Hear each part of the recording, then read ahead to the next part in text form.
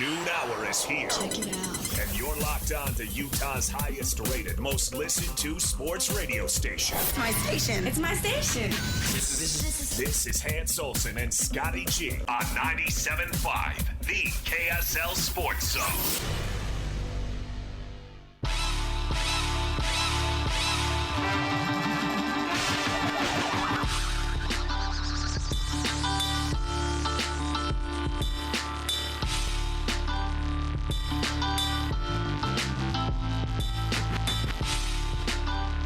Hey, let's do it up right. Hans and Scottie, 97.5, the KSL Sports Zone. Happy Friday, everybody. Let's get it. Week is over. Well, pretty much. Hans will be back on Monday. We'll get a full vacation report from him. Man, we got a lot on the plate today. Shehan Jeyarajah, one of our favorite dudes on the planet, is going to join us coming up here in just a moment. We got a lot to talk to with him about. And Mitch Harper will join us at 12:30. We'll spend an hour talking NHL hockey with Jay Stevens in the 1 o'clock hour. Sam Farnsworth's going to stop by in the 2 o'clock hour. Bob Casper will join us at 2:30. I'm telling you, when Hans is gone, it takes a village of people to fill in for him. Those size 15s aren't easy. So we got it locked and loaded. Lloyd killing it as always today. So big thanks to him and big thanks to you for listening. And big thanks to Shehan Jeyarajah, one of our favorites, for joining us right out of the gate. How are you, sir? I'm doing great. Thanks for having me. National college football writer for CBS Sports, one of the good dudes out there. Is this kind of your slow time, man? You able to catch up a little bit before football season gets underway? Yeah, sort of like May, especially June, is our slow time, thankfully. But I'll tell you what, it's been a little busier the past few years with all the realignments, all the movements. Thankfully, I think the one thing that we can say now is the transfer portal is mostly closed, so I can start learning rosters at least. I know, right? I know. Hey, are you a video game guy? Are you ready for college football to come back? Well, so that's what's funny. So growing up, I was more of one. I haven't been one in a while. I joke with people. I still play NBA 2K13 on my Xbox 360, and that's about as recent as I've gotten. But I will be upgrading to the college football game and getting a new system to make that happen. It's funny. For people who don't know, I didn't grow up in college football to the same level. And so I was more of a Madden guy. I was more of a 2K guy growing up. So I didn't really play the NCAA game a lot. So I think it'll be fun to come into this new one and kind of have a bit of a fresh eye on it. Yeah, that's interesting. That's one where you've got to tell your wife, like, hey, I'm sorry, this is for work. I'm going to have to get this new Xbox, or I'm going to have to get this PlayStation 5. I'm going to have to get this game. So, I'm just sorry, but it's the cost of doing business with my job. I got to get it done. So, yeah, maybe you can get a write-off on it too. Who knows? But I'm fired up for it. I used to play it all the time religiously. I would play it year in and year out, and then it went away. My kids still play stuff, but I have not. I'm not video game guy outside of that college football. I'm not even Madden guy, so it'll be interesting to get back in it because I will definitely be acquiring it when it comes out in July. But with all that being said, I want to go to get your thoughts on the House case. It appears like we might get some resolution on that coming up next week. Do you feel, and again, I'm kind of putting you on the spot here, I know that it's going to cost billions of dollars to get this thing settled, but in a way, will it provide a little bit of clarity towards putting some, guardrails in place in this weird, old, Wild West world we're living in NIL? Well, I think that the devil is going to be in the details. It's going to be, certainly when you talk about a massive, massive, massive settlement like the House case, I think that it is going to at least provide some legal answers to the questions. It's going to provide some clarity about whether the NCAA sort of heading forward is still going to be as susceptible to lawsuits as they have been certainly in previous years. Because, by the way, the House case isn't the only major lawsuit that the NCAA is facing right now. But the hope, I think, from all sides is, well, if we get a really good settlement, if we really are able to put some good rules together, have a plan heading forward, does that kind of help answer questions from other lawsuits and also class action lawsuits that they're up against? It's not going to answer every question, to be clear, but, there is some precedent for a lawsuit potentially being a major part of really rebuilding a new type of sports grouping. And so, there's been talk that maybe we might end up in a position where there could be some details towards revenue sharing. Nothing's confirmed at this point, but I do think that would be a pretty significant development if that comes out of the settlement. But a lot of moving pieces right now, and so a lot of it is going to be the devil of the details of what actually ends up in that final settlement and what ends up getting tabled.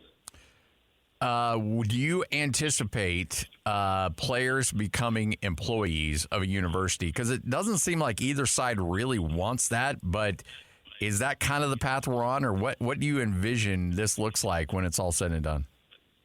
Well, I certainly don't think that will happen in the House case. Yeah. I think that is potentially a separate issue a little while on. And like you said, it's a mixed bag in terms of whether athletes want to become employees. Now, if you ask the NCAA, you'll hear that none of them want to be employees. If you ask player activists, you'll hear that most of them want to become employees. I think that is probably somewhere in between. And by the way, part of it is a level of ignorance, right, where players, I think, don't necessarily know how many benefits there would be to becoming employees, but also might not know some of the drawbacks of becoming employees as well. So I think that it's going to take a massive educational campaign just to even be able to answer that question with any certainty. I think in the short term, like you said, I don't know that there's enough groups that are pushing hard enough for players to become employees in the short term. I think more than anything else, what players want is just a piece of that pie, is a piece of the revenue. They're seeing their schools bring in all this money. And especially if you're a Big 10 or SEC team, you just sign contracts that will pay you $65 to $75 million per year in television revenue alone for one school. And you're expected as a football player to sit there and just take that. So I think that piece is going to be the biggest issue. So I could see us ending up in a position where there is a level of revenue sharing, where there is a level of distribution. I think that Charlie Baker, the NCAA president, his plan that essentially ties revenue sharing into a trust. I mean, that is one of the most radical plans that we've ever seen from somebody with real power. I think that we might end up in a position closer to that, especially in the short term, and then long term we'll kind of have to reevaluate how well that system is working before the employment question is answered. So all of this makes sense when you're Ohio State or you're Texas or you're Alabama. What does all this mean for, and you know my ties to Utah State and G5, what does it mean for schools like that? I think that it's going to, in some ways, reinforce bits of that separation. And again, to go back to the Baker plan, which I think has a lot of validity, the Baker plan calls for schools to essentially opt in or out of it. And the teams that decided to opt in and provide a guaranteed level of compensation would essentially be able to create their own grouping. And this exists in some ways with what's called the autonomy conferences, right, with the 4 or 5 conferences, depending on where the Pac-12 lies. And basically they're able to make some of their own rules for themselves that only apply to the schools that, for example, would opt in. And so from a competition perspective, it wouldn't impact, like the FBS would still exist as is, but potentially other schools would be able to kind of say, well, we're going to play by the slight different set of rules. Now, is that going to be the answer long term, that there's going to be kind of this like informal split, or is it going to be more of, well, the group of 5 kind of gets pushed down and the power 4 get pushed up? I think that's an existential question. And if even, by the way, you mentioned, of course, Utah State and other group of 5 teams. I mean, there's going to be a lot of power conference teams that might not realize that they can hang, right? Because I look at the middle to bottom of the ACC, like, is Boston College going to pay a whole bunch of money to be a part of this? But also, can they afford to lose out on the benefits of being an ACC team and the television contracts that come with it? There's been some talk with this settlement that potentially $15 to $20 million could be put aside for some level of revenue sharing. And if you're Syracuse and your television contract pays out $31 million per year, that's almost the entire thing is going to that sort of situation. So I think that certainly the question of the group of 5 is interesting, but I think equally as interesting will be for the lower end ACC teams, for the lower end Big 12 teams. So there's a little more of a floor of fundraising at that level. I think that there's going to be some really tough questions that need to be answered before we kind of figure out what's next. Well, and honestly, if you're, some of these, if you are Alabama and you are Texas A&M and Texas and some of these blue bloods that are just printing money, do you kick Vanderbilt to the curb? Do you, does Boston College get kicked to the curb? Do they get invited to be like, invited to leave or encouraged to leave? And that to me is going to be an interesting thing, because I think a lot of people think if you have a seat at the table, you're secure, and that certainly doesn't appear to be the case. No, and it's a great question. And I think that, in the short term, I really think that there's very little appetite for to kick teams out of conferences at this point. But, again, because you look at the Big Ten, and we've talked a lot about the SEC and the amount of title contenders that they have. And I think it's 9 of their programs have won a national title since 2000 or since 1998.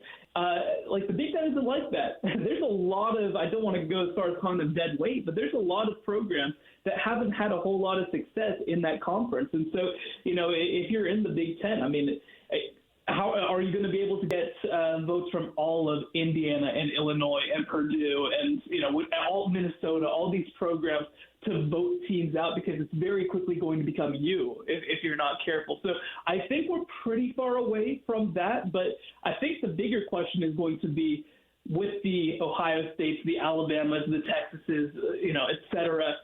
Do they decide to leave these conferences as they are and make their own thing, make sort of this super league? Again, I still feel generally that there's not a lot of appetite for that. I think that there's an understanding of sort of this consolidation and how it can impact the overall branding of college football. But at the same time, I mean, you can never count anything out.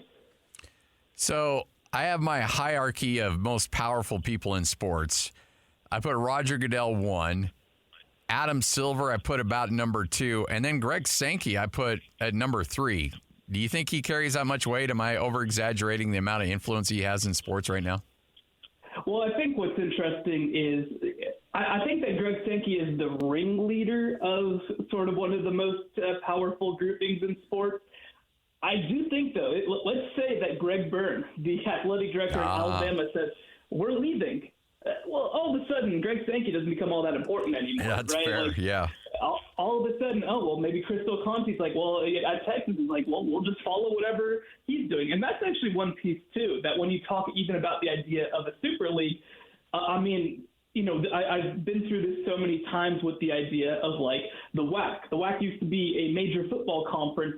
It didn't disappear just because they stopped sponsoring football, because in many ways, these people want to keep their jobs. If the SEC collapses and we move to a super league, it potentially could impact Greg Sankey personally very negatively. He could get left behind in this. So I think that this is one of the more interesting questions about college football, is that we are in a bit of a détente in some ways, where nobody wants to lose what they already had, but everybody wants to continue to gain. And so I think that's the one piece where I'd push back on Greg Sankey is I think that he's just as dependent on a lot of schools deciding to follow his lead as anything. I like it. Shehan Jeyarajah, kind enough to join us right here on 97.5, the KSL Sports Zone, college football writer for CBS Sports.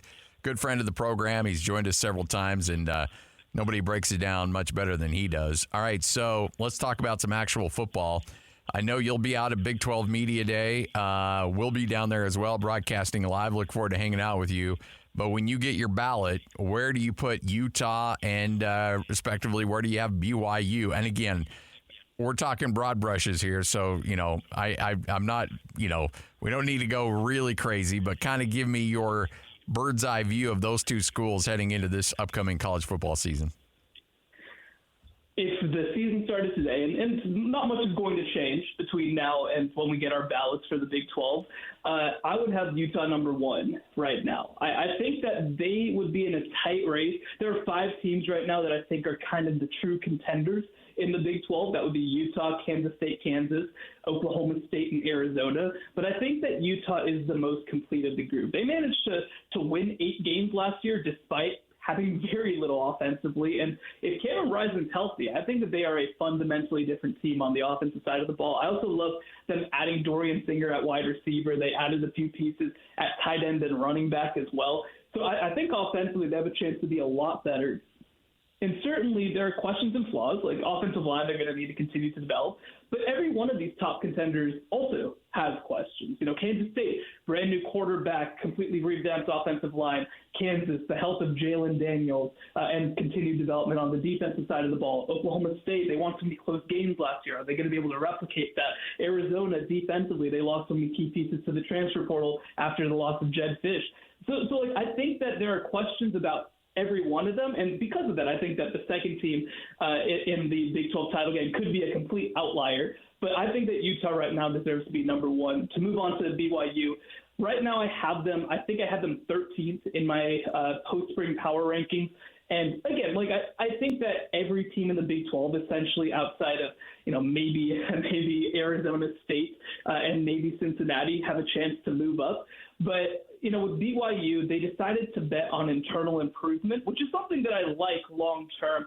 I just don't know if it leads to a fundamental change short term. They've got a tougher schedule this year. They went 5-7 last year, and so I think that for me, I see them trying to fight to get out of the cellar of the Big 12 and hopefully try to get back to a bowl game. I go back to last year, and I thought that if there was one coach that was really on the hot seat, that we kind of took a straw poll on who might be the one to lose their job. I went with Neil Brown at West Virginia, and then all of a sudden West Virginia ends up having a really solid year, and they move on, and obviously he's still there and doing great things. So all that being said, when you look at the conference, who do you think is that team that we're sleeping on a little bit that could be much better than we anticipate going into this season? It's a great question. I think for me, and this might be cheating it a little bit because I have them relatively high in my standings, but I think Iowa State is the most undervalued team in the Big 12. They went 1-2 to start last year, had a really bad loss to Ohio in week 3. And then they went on to go 6-3 in conference play. They really have something in quarterback Rocco Beck. Their running back Abu Sama in his last couple of games just proved he is a dynamic player. And defensively, outside of Texas, they were the best defense in the Big 12. And I don't think people realize how good and competitive they became by the end of the year. And again, like I talked about, now you head into this upcoming season and you see so many teams with some potential flaws at the top. I think that Iowa State potentially could take advantage of that. And the other piece that you have to like about Iowa State is the fact that they are returning more production than any other team in the Big 12. And in fact, are the only team in the Big 12 or the only team in the country, rather, to rank top 5 in returning production on both the offensive and the defensive side of the ball. Another team to go a little bit further down the board that I really like heading into this season is I think that Texas Tech is a little undervalued after what they did last year. They were certainly one who didn't live up to expectations, but even within that, right, like they took Oregon all the way to the wire. They arguably should have won that game. And then, they have so many injuries in Big 12 play, but they actually still won. They still had consecutive Big 12 winning seasons for the first time since Mike Leach left. It hasn't happened in a while. And so ultimately, I do think that this is a team that if they can be a little healthier at quarterback, especially, that was probably their biggest issue is they had to start 3 different players. If they can be a bit healthier at that position, they bring back Taj Brooks, one of the best running backs in the Big 12 defensively. They've continued to take steps forward. I think that they are a team that is pretty undervalued heading into this season. Where are you at on Kansas after they dealt with injury at quarterback and had that late season slide? Do you think Lance Leipold's able to put together a full season this year? Well, I was talking to a Kansas source yesterday, and basically the conversation is, if Jalen Daniels is healthy, they can win the Big 12. If Jalen Daniels isn't healthy, then they're not going to come close. Yeah. And I hate that it relies so much on one player, but the last 2 years, they had Jason Bean as a backup to step in, and he didn't provide Jalen Daniels' level of play, but he came pretty dang close as a 4th and 5th year player. You don't have that this year. The backup is a former walk-on in Cole Ballard. If he doesn't play well, they've only got a true freshman behind him. And Jalen Daniels missed most of last season with a back injury, which back injuries can be really scary because you just don't know when they're going to flare up again. But if Jalen Daniels is healthy, is a stacked team, especially on the offensive side. Devin Neal coming back, Daniel Highshaw coming back at running back. They've got 3 players, I believe, that are like COVID seniors who are extremely experienced, big-time players for them. Offensive line is a slight concern for them, but they really like what they have. And defensively, again, Kobe Bryant at cornerback, a potential all-conference player. They've improved so much on that side over the Lance Leipold era. It really feels like you are looking at a team right now that could be the best team in the Big 12 if Jalen Daniels can live up to his potential. So it's scary to have that much riding on one guy's back, but in the most literal sense. But that's, I think, where Kansas is. I'm curious to see how he tops the Apple Watch necklace he was wearing last year at Big 12 Media Day, because he set the bar really high in self-promotion there. All right, so it's been fun for an entertainment standpoint to watch the train wreck that is Colorado this offseason. I mean, because obviously there was so much bluster and so much pomp going into the season, and they started out the season so well, and then it all fell apart with Deion. And I think there's a lot of people actively rooting for Colorado to fall apart. And certainly they've had their issues with their transfer portal this offseason as well. What are your expectations for Deion in year 2 with the Buffaloes? Yeah, they're another team where I think that so much of it just rides on one thing, and it's the offensive line. Last year, they sort of did what they're doing this year, which is they upgraded talent across the board. But when you have an offensive line that has never played together, never played in the same system together, never been coached by the same coach, it doesn't usually work. We don't have an example of that really working in almost the history of college football. Now, I mean, maybe if you were adding like elite level players with a ton of experience together, I think they could figure it out. But they're going to put a lot on a true freshman and Jordan Seaton at left tackle. They're going to need some guys who played at UConn and an FCS to potentially transition to this level.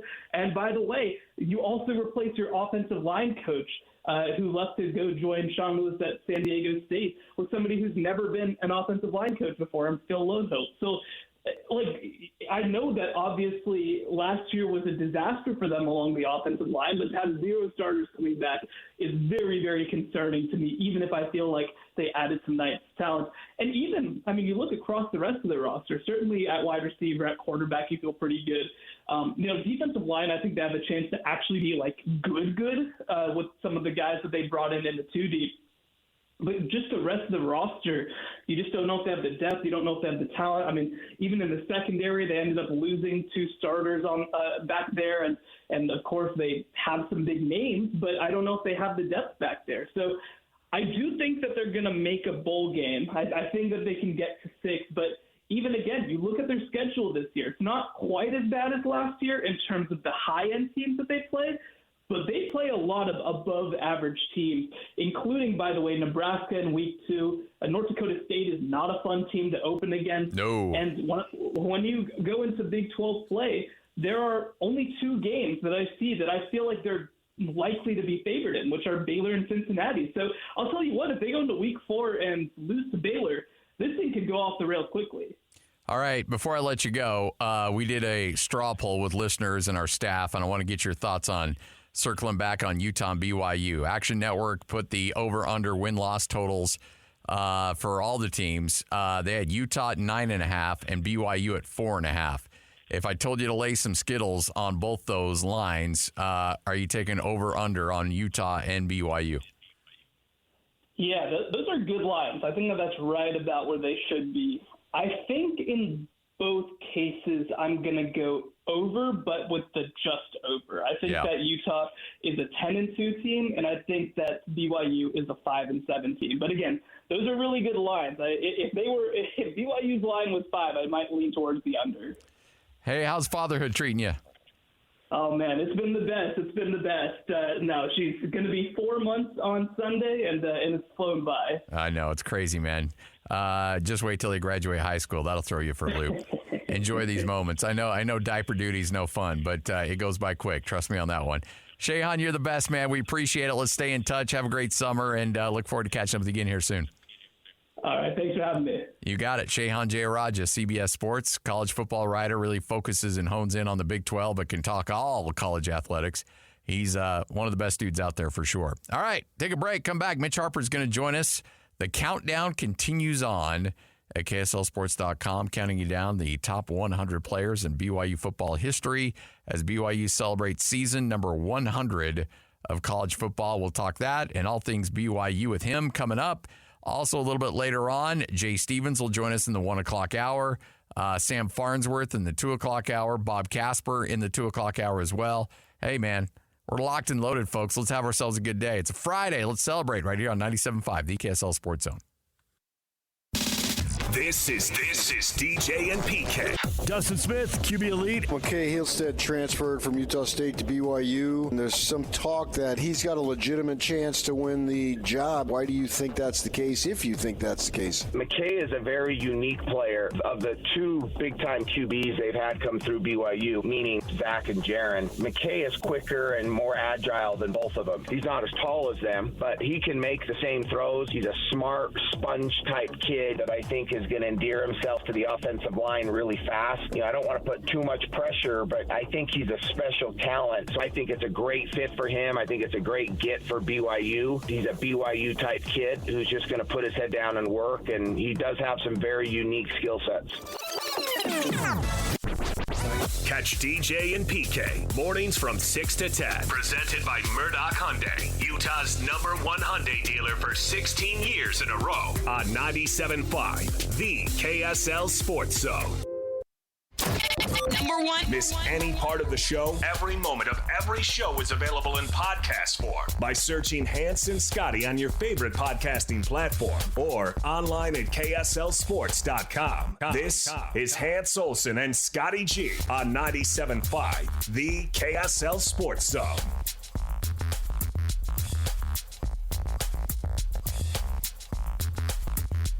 Hans and Scottie, 97.5, the KSL Sports Zone. Happy Friday, everybody. Hope you're having yourself a tremendous day. What I want you to do is you're killing time at work. It's Friday. You're sitting in your cubicle. Come on, you're not doing any work. You're bored. You're killing time. So if you can't sneak out of there, you might as well sneak over to KSLSports.com and check out Mitch Harper. We got ourselves 50 through 26, the third batch of 25 released in the top 100 countdown of BYU football players of all time as BYU celebrates 100 years of college football. And Mitch, who put the list together, is taking strays on Twitter because of it, but he's hanging in there. You know what? Now you know what this top 60 and 60 is like for me and Hans. You're on the crosshairs from a lot of people, I'm sure. A few. I feel like you guys get more blowback on the 60 and 60 because the current teams, but there are some strong takes from people about their players of the past, their favorite players. So it's been a lot of fun to put together, that's for sure. So some historic quarterbacks making the list. Again, go to KSLSports.com. It's great stuff. The guy who, when people talk about Lavelle and they talk about the quarterback factory and they get it, and they always look at the guy who really got it started. People go to Gary Scheide. He makes your list at number 45 as a BYU football historian. Obviously, maybe the numbers don't stack up with a lot of other great quarterbacks, but just because he was kind of the first guy to get it going, I got to imagine earns him a lot of credence on this list. No question, and his impact too with getting that quarterback factory started in the golden years with Lavelle, it carried a lot of weight, and he got BYU in position to win some WAC championships and play in their first ever bowl game. It's you noted coming in that it's the 100th season of BYU football this fall. It's also the 50th anniversary of that first ever bowl team, and he was the quarterback of that Fiesta Bowl team in '74, and got BYU in a place where they were dreaming of the postseason, and he suffered an injury in that game against Oklahoma State in that Fiesta Bowl, or else it probably would have been a different outcome, and maybe BYU comes out on top. But yeah, Scheide was a really good player, junior college transfer. One of two JUCO transfer quarterbacks on this edition of the top 100s. But yeah, Scheide definitely well-deserved place in BYU football history among the best. Sark checks in at number 26. Talk about the process on putting him and where he ended up at. Sark gets a little bit dinged because he did end the streak of bowl seasons for BYU in 1995. It was a bit of a transition year. It's interesting. He picked BYU over the likes of, Kansas State, Fresno State, And those are two teams that, he had, pretty big games against. But that 95 year was a little bit up and down. And he put up some big numbers, as all quarterbacks did for BYU at that time. But they didn't go to the bowl game. And that was the first time that had happened in about 19 years for BYU. So gets a little bit of a ding there. But that 1996 team was outstanding. And his win over Texas A&M, 500-plus passing yards. He won a major award, the Sammy Baugh Award. So, but I think it also speaks to him being at 26 speaks to the depth at quarterback that BYU has all time, and also just really some of the top-end players that they've had in the program that have made a national impact in college football. And so that's why he kind of misses out on that top 25 and comes in right at 26. A guy who certainly had a career that nobody saw coming and came out of nowhere, ranks number 30 on your list, Ziggy Ansah. The NFL career may not have gone the way he would have liked based on where he was taken in the draft, but a guy who showed up who didn't know how to put pads on eventually becomes a superstar and ends up 30 on your list. Yeah, I just feel like he's kind of a one of one in BYU football history, and I feel like, his talent is just undeniable. It might be, top 10 good, the type of talent, and it's crazy to think that he would not have played had it not been for Ethan Manumaliuna suffering an injury against Boise State. His story and his millions of dollars that he made in the NFL probably never comes to be without that opportunity. But I just think his ability to generate a pass rush and his get off as a defensive end was just incredible. And despite the limitations of him learning the game, I mean, that raw athleticism and ability puts him among the elite of some of the best athletes ever to come through BYU. So I'm quite a bit older than you are, but this guy outdates me. What was it like going back and learning about Virgil Carter and what he meant? He checks in at, let's see, where do you have Virgil at? Now I lost him, but he's in the 30s, number 36. But just what did he mean? Now, granted, this is pre-Lavelle, and BYU hadn't really gotten to its groove yet, but kind of when people talk about the first signature quarterback, they kind of look at Virgil Carter. It is true, and the Blue Dart, as his nickname was, and he was really good for BYU, and he was a dual threat guy, and he set some NCAA records of all time total yards. We think of guys like Taysom Hill in that vein of dual threat guy Steve Young at BYU. Virgil Carter probably stands above the rest and kind of being ahead of the curve, and he had if you factor in the NFL. He had a career there with the Cincinnati Bengals, and Virgil Carter was the quarterback that led BYU to its first conference championship in 1965, an honorable mention All-American. So really good player for BYU, and has had a lot of success. He had a lot of success in that Tommy Hudspeth era of BYU. But it is interesting to kind of look back, at some of the pre-Lavelle guys in BYU history. There were some good ones, but they just didn't have the talent. And it's no coincidence that BYU didn't win many games until Lavelle showed up, because they never had those, national impact players outside of a handful like Virgil Carter who made the list. Another guy that now people recognize, and Hans and I were talking last night. He made his son's night last night. He's down at New Mexico, but Jan Jorgensen checks in at 40. And Jan called up Rock last night and extended an offer. So New Mexico now in the mix on the Rock Olson sweepstakes. But people forget just how good Jan was. And Jan, I mean, look, he checks in at 40. To me personally, and you can share your opinion on this, I think he got hosed over by bad defensive coaching, and the Jaime Hill era kind of, derailed his career, at least that senior season, on what could have been, because I think he could have finished much higher on your list had he been able to do what Jan could have done that final year at BYU.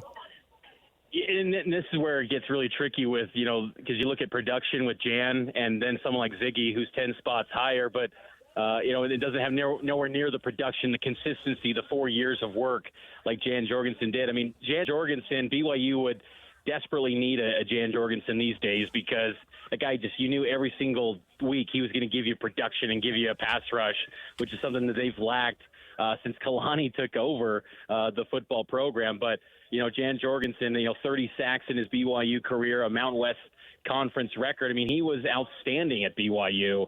And, I think that, for Jan, it felt like, maybe with the athleticism and some of the overall, athlete, I kind of gave the edge a little bit to Ziggy Ansah, but I think also the scheme too. That senior season was a little bit of a step back, for him. And, that kind of weighed into my thought. But, yeah, Jan is an all-timer. And how he didn't get any sort of opportunity in the NFL was so crazy, because it feels like everyone gets at least an undrafted free agent or a May camp tryout. He got nothing. And it blew me away because of how good he was. And, again, I didn't factor in NFL to, this, list. This was all focused on BYU.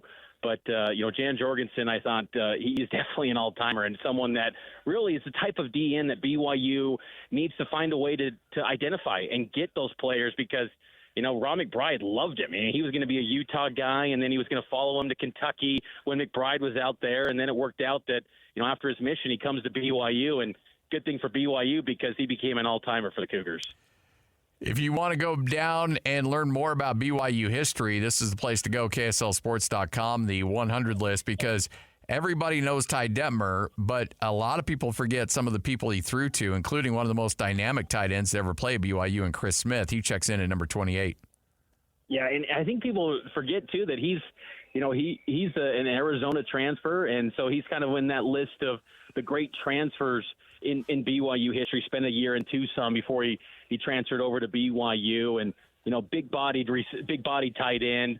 And BYU's had some excellent tight ends. The depth on the tight end position at BYU has really been impressive, kind of putting it together. I've noticed a theme, at least from my rankings putting this together, quarterback, tight end, even defensive line, offensive line, so much depth. And it feels like those are the positions where BYU should always be pretty good. And I think that's where, when you look at, today's edition of BYU Football 2024, there's big question marks at a lot of those positions. Yeah.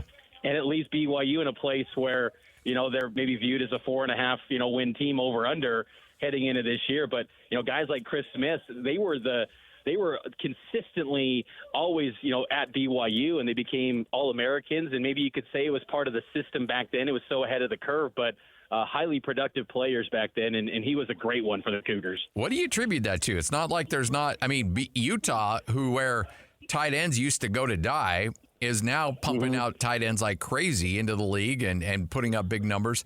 Why is BYU struggling with that?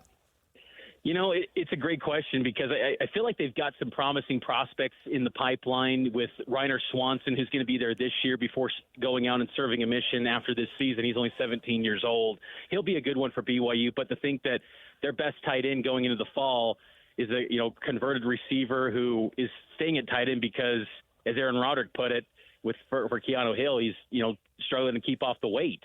It's a different dynamic for BYU. They've had they had Isaac Rex, who was a good player for BYU, an all-timer as far as he made the top 100 list, and he had, the record for most career touchdown receptions by a tight end. But I just like the offenses that BYU's had have not focused as much on the tight end position, which has been a bit surprising, because I feel like that's one position where they always get high-end recruits. And even this recruiting cycle with Reiner Swanson, who I mentioned, they got return missionary Noah Moeaki from American Fork, who had a lot of Pac-12 offers coming out of high school.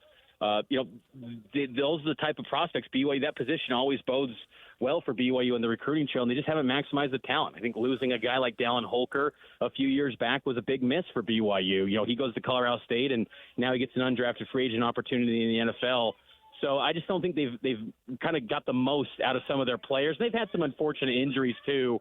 Matt Bushman a few years back, he was someone that suffered a season-ending injury. But it is in a position though that there's always good LDS tight ends, and I think it's one of those unique positions that the LDS pipeline is always pretty rich for BYU.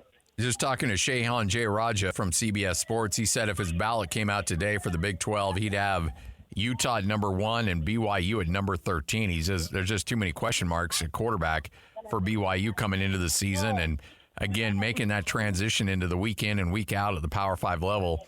I'm going over on the 4.5 wins. I think they can get to 6, but how confident are you that Kalani can get this team to a bowl game? And is 13 too severe to rank BYU going into this upcoming season? I'd put it at less than 50% chance right now, and I think that it's not a tougher schedule than last year because you don't have a Texas or a college football playoff like top 4 type team on this year's schedule. In my opinion, it could be like Utah, maybe could be that, maybe Kansas State could be that. I would have like Shehan, I'd have BYU at 13. My preseason favorite is actually Kansas. I really like the Jayhawks a lot. I think they could be excellent this year. I got Utah at 2 and Kansas State at 3.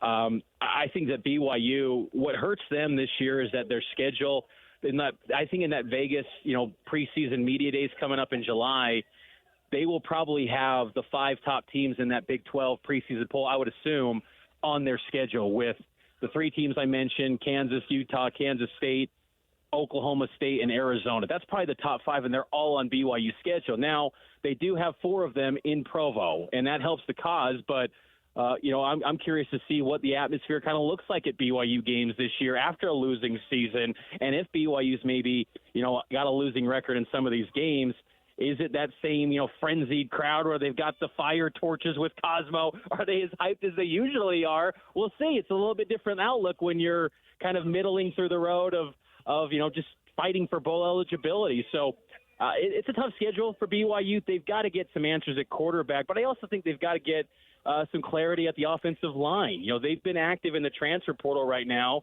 with trying to get some more offensive linemen. And, Aaron Roderick said it's an effort to get more depth, but still you probably don't have a clear top 5, for that week 1. You got 3 with Waylon Lapuaho, Connor Pay, and Braden Keim. You hope Caleb Etienne's that 4th guy. Then who's that 5th player? So there's still some questions at that offensive line position. They got to get that right before probably anything else for this offense in 2024. Etienne's got to be way better than last year, though. I mean, there was some real struggles there. All right, not holding you to it when the announcement's officially made, but the Mitch Harper crystal ball projection, your week 1 starter at quarterback is? Jake Retzlaff. I'll go with Jake Retzlaff right now.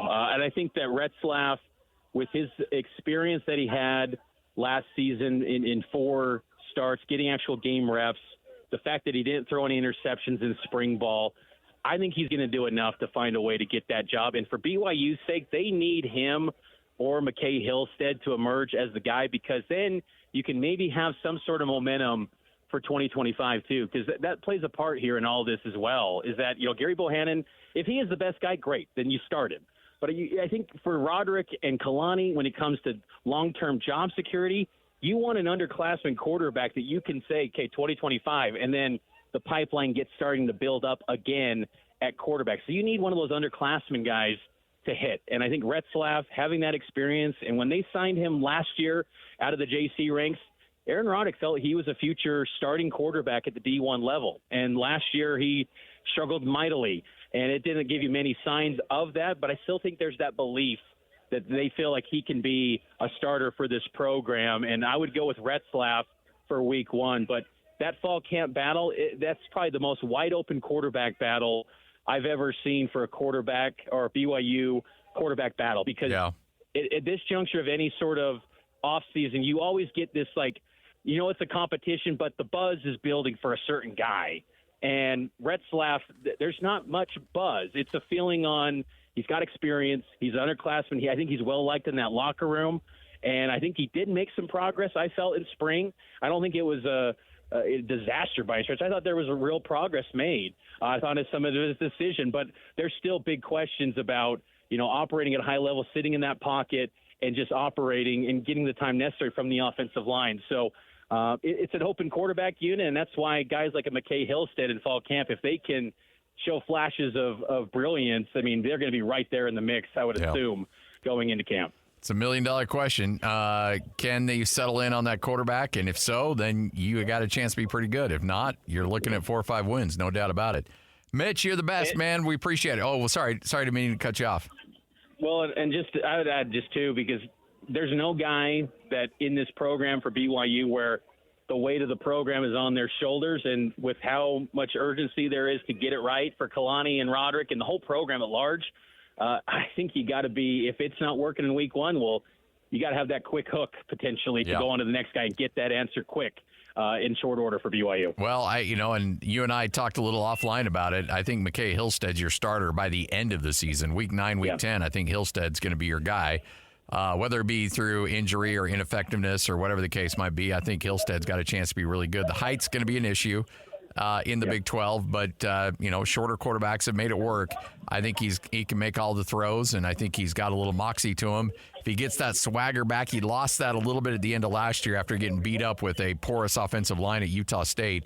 But if he can get that swagger back, and Aaron Roderick can really get his arms around him and coach him up, and he can learn that system, I think he has a chance to be really good.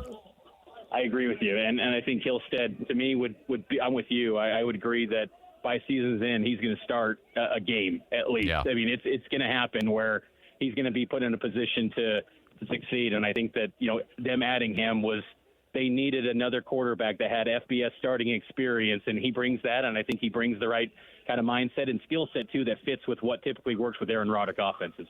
Mitch, killing it as always, man. Can't thank you enough for all your coverage. KSLSports.com, Cougar Insider. We'll talk again soon, okay? Thanks, Scotty. There he is, Mitch Harper, right here on 97.5, the KSL Sports Zone. What you may have missed, coming up next, Jay Stevens will join us for a full hour of hockey talk coming up in the 1 o'clock hour right here on the Zone. This is Jake Scott and Ben Anderson. I need you to explain to me what the complainers were complaining about, or the complainers who were complaining about the complaining. Complainers complaining about the complainers. That one. The initial complaint is that you tanked, you lost all these games, you went 5-25 down the stretch. The problem was the two teams that left them were the two teams the Jazz tanked so hard to surpass in the lottery standings. So the tankers were saying that they should have won more? No! But it is proof that tanking is a flawed strategy at best. At best. These teams that didn't quote-unquote tank, they were actually legit that bad. Well, Atlanta made the play-in tournament, didn't tank, and Brooklyn doesn't own their own pick, so they had no reason to tank. Right, and bam, jumping up. Hear Jake Scott and Ben Anderson every day from 10 to noon on 97.5 The KSL Sports Zone. Scottie Scheffl. That's right. Yeah! On 97.5, the KSL Sports Zone.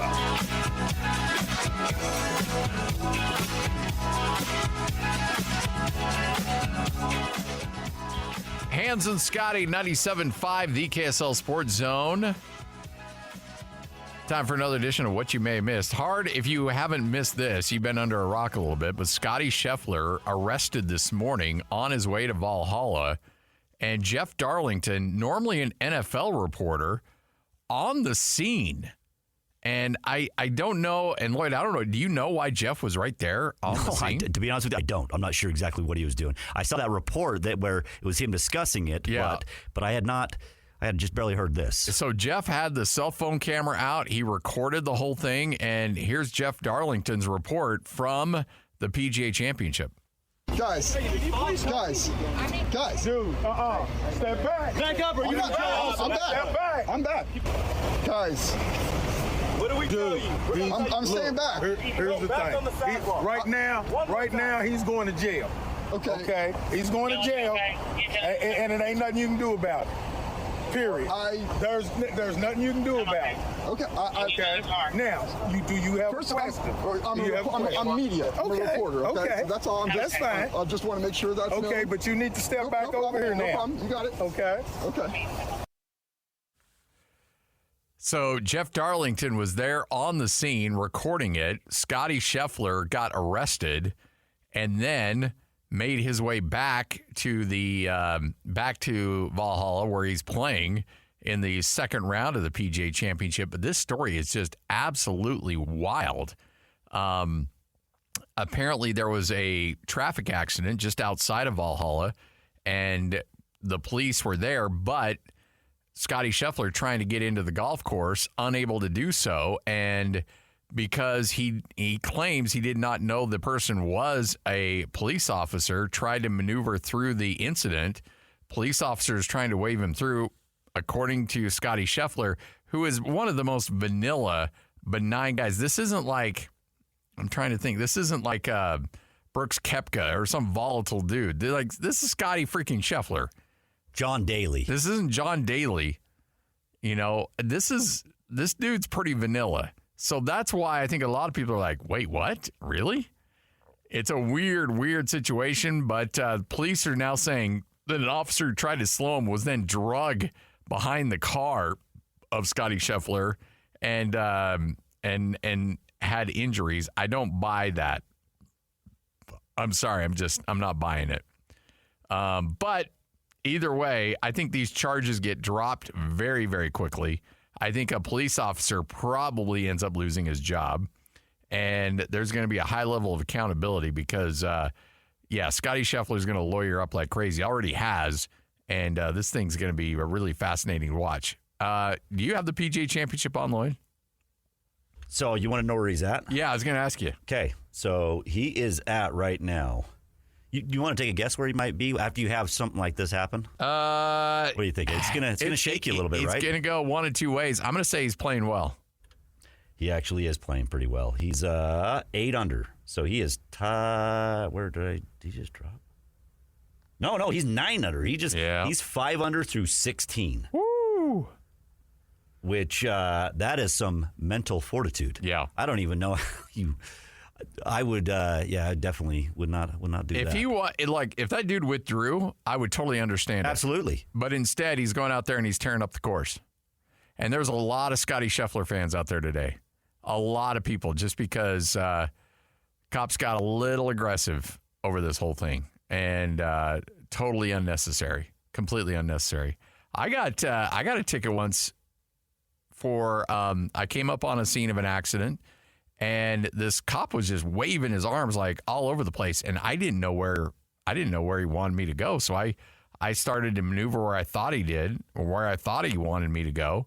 And the dude is just waving his arms like he's Hans Olsen in an end zone celebration. And I'm like, okay, so I think you want me to go here. And so I went over to the far side of the road to try to go around. And anyway, at that point, he comes over to my car, slaps his hands on the roof, and yells at me. I pull the window down. He's like, pull over. I'm giving you a ticket for not paying attention to where you're going. I'm like, I don't know where you want me to go. You're swinging your arms. Yeah, like I can't. You're calling a fair catch. I can't read your lips. Like, I don't know. And look, I'm not banging on police officials. It can be a very volatile situation. All I think we ask is that you treat us with a little bit of grace. Like, we're not trying to make the situation worse. We're just trying to get to point A to point B. And sometimes things get lost in translation a little bit, but this is a really weird, ugly situation. As maybe we get just a little bit more information, maybe not today, but maybe on Monday. We might have to get Officer Brown on. I think that's a good point. I think that'd be a good idea for sure. All right, Jay Stevens is going to join us next. We'll talk some NHL playoffs with him, the update on Utah's NHL team as they make their preparation for the upcoming season. It's all straight ahead. This is 97.5, the KSL Sports Zone. Looking for the latest on the Jazz, Utes, Cougars, and Aggies? Yeah. We've got you covered. This is Hans Olsen and Scottie G on 97.5, the Sports Zone.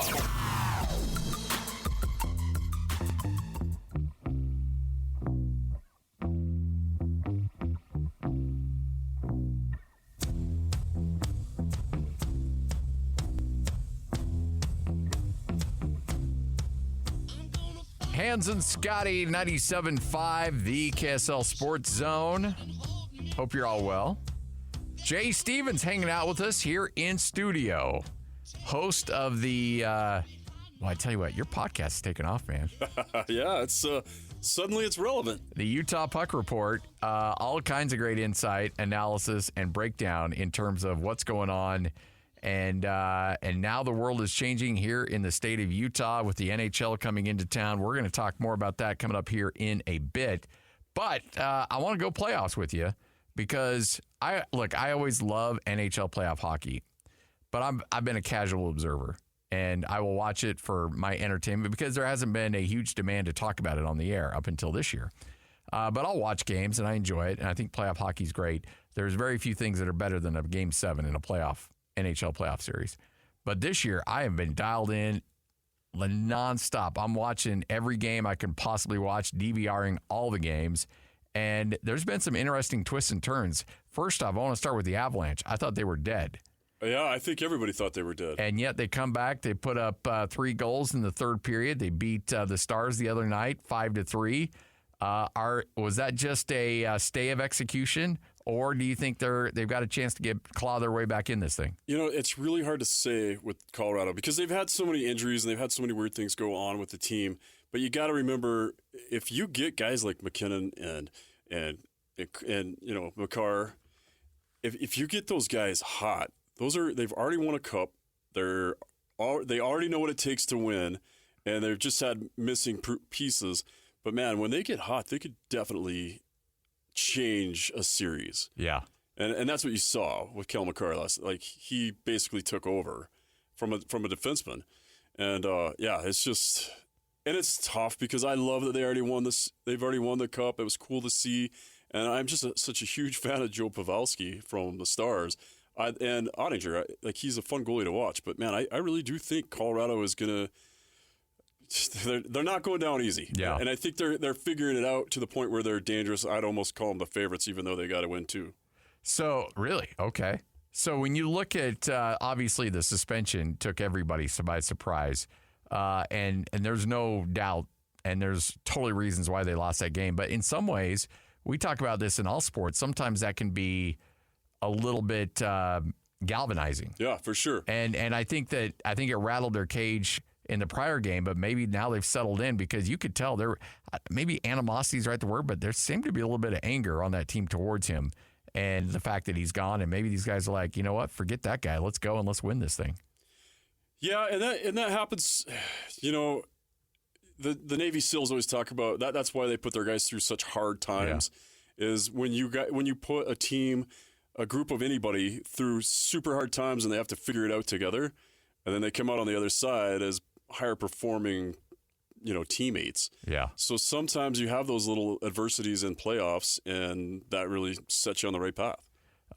So you're looking at a Colorado team that certainly is more than capable of coming back. But when you look at who's playing the best hockey right now, who jumps out to you? Because up until that last game, I had Dallas and Florida kind of as the two teams that were really playing well. Who's really impressed you the most during this first round and a half? So I've been saying all year, and I actually put my money where my mouth is. I thought, and I'm not a fan, by the way, of Florida. I thought Florida has been playing playoff-style hockey all season. The way Tkachuk plays is he brings that intensity. He's right at the line, nonstop. I don't think he crosses it. I think that's the difference between him and Marchand. Marchand goes out there and he'll cross the line. Yeah. And he goes too far, and he hurts the team a lot of times. And Tkachuk's he's the guy that agitates, but he also produces. And I think in the world of hockey, he doesn't cross the line and hit those unwritten rules. He stays well within them. So I've thought Florida's been really strong all season. I thought I put my money, like I said, I put my money where my mouth is. I picked them to win. The Rangers are absolutely scary. Yeah, forgot to put the Rangers in there. Yeah, they are. Those guys are scary, and that's cool. Like, it's good to see good teams coming out of the East. And to have so much potential, because it seems like the West just kind of dominates. So all that being said, when you look at what they've been able to do, you look at what Florida's been able to do, you look at what Dallas has been able to do, who jumps out at you as your favorite right now? Man, I still kind of I'm leaning more towards the Rangers. Okay. And, they handled a very good Carolina team. I think I feel terrible about Freddie Anderson and those 2 goals he gave up.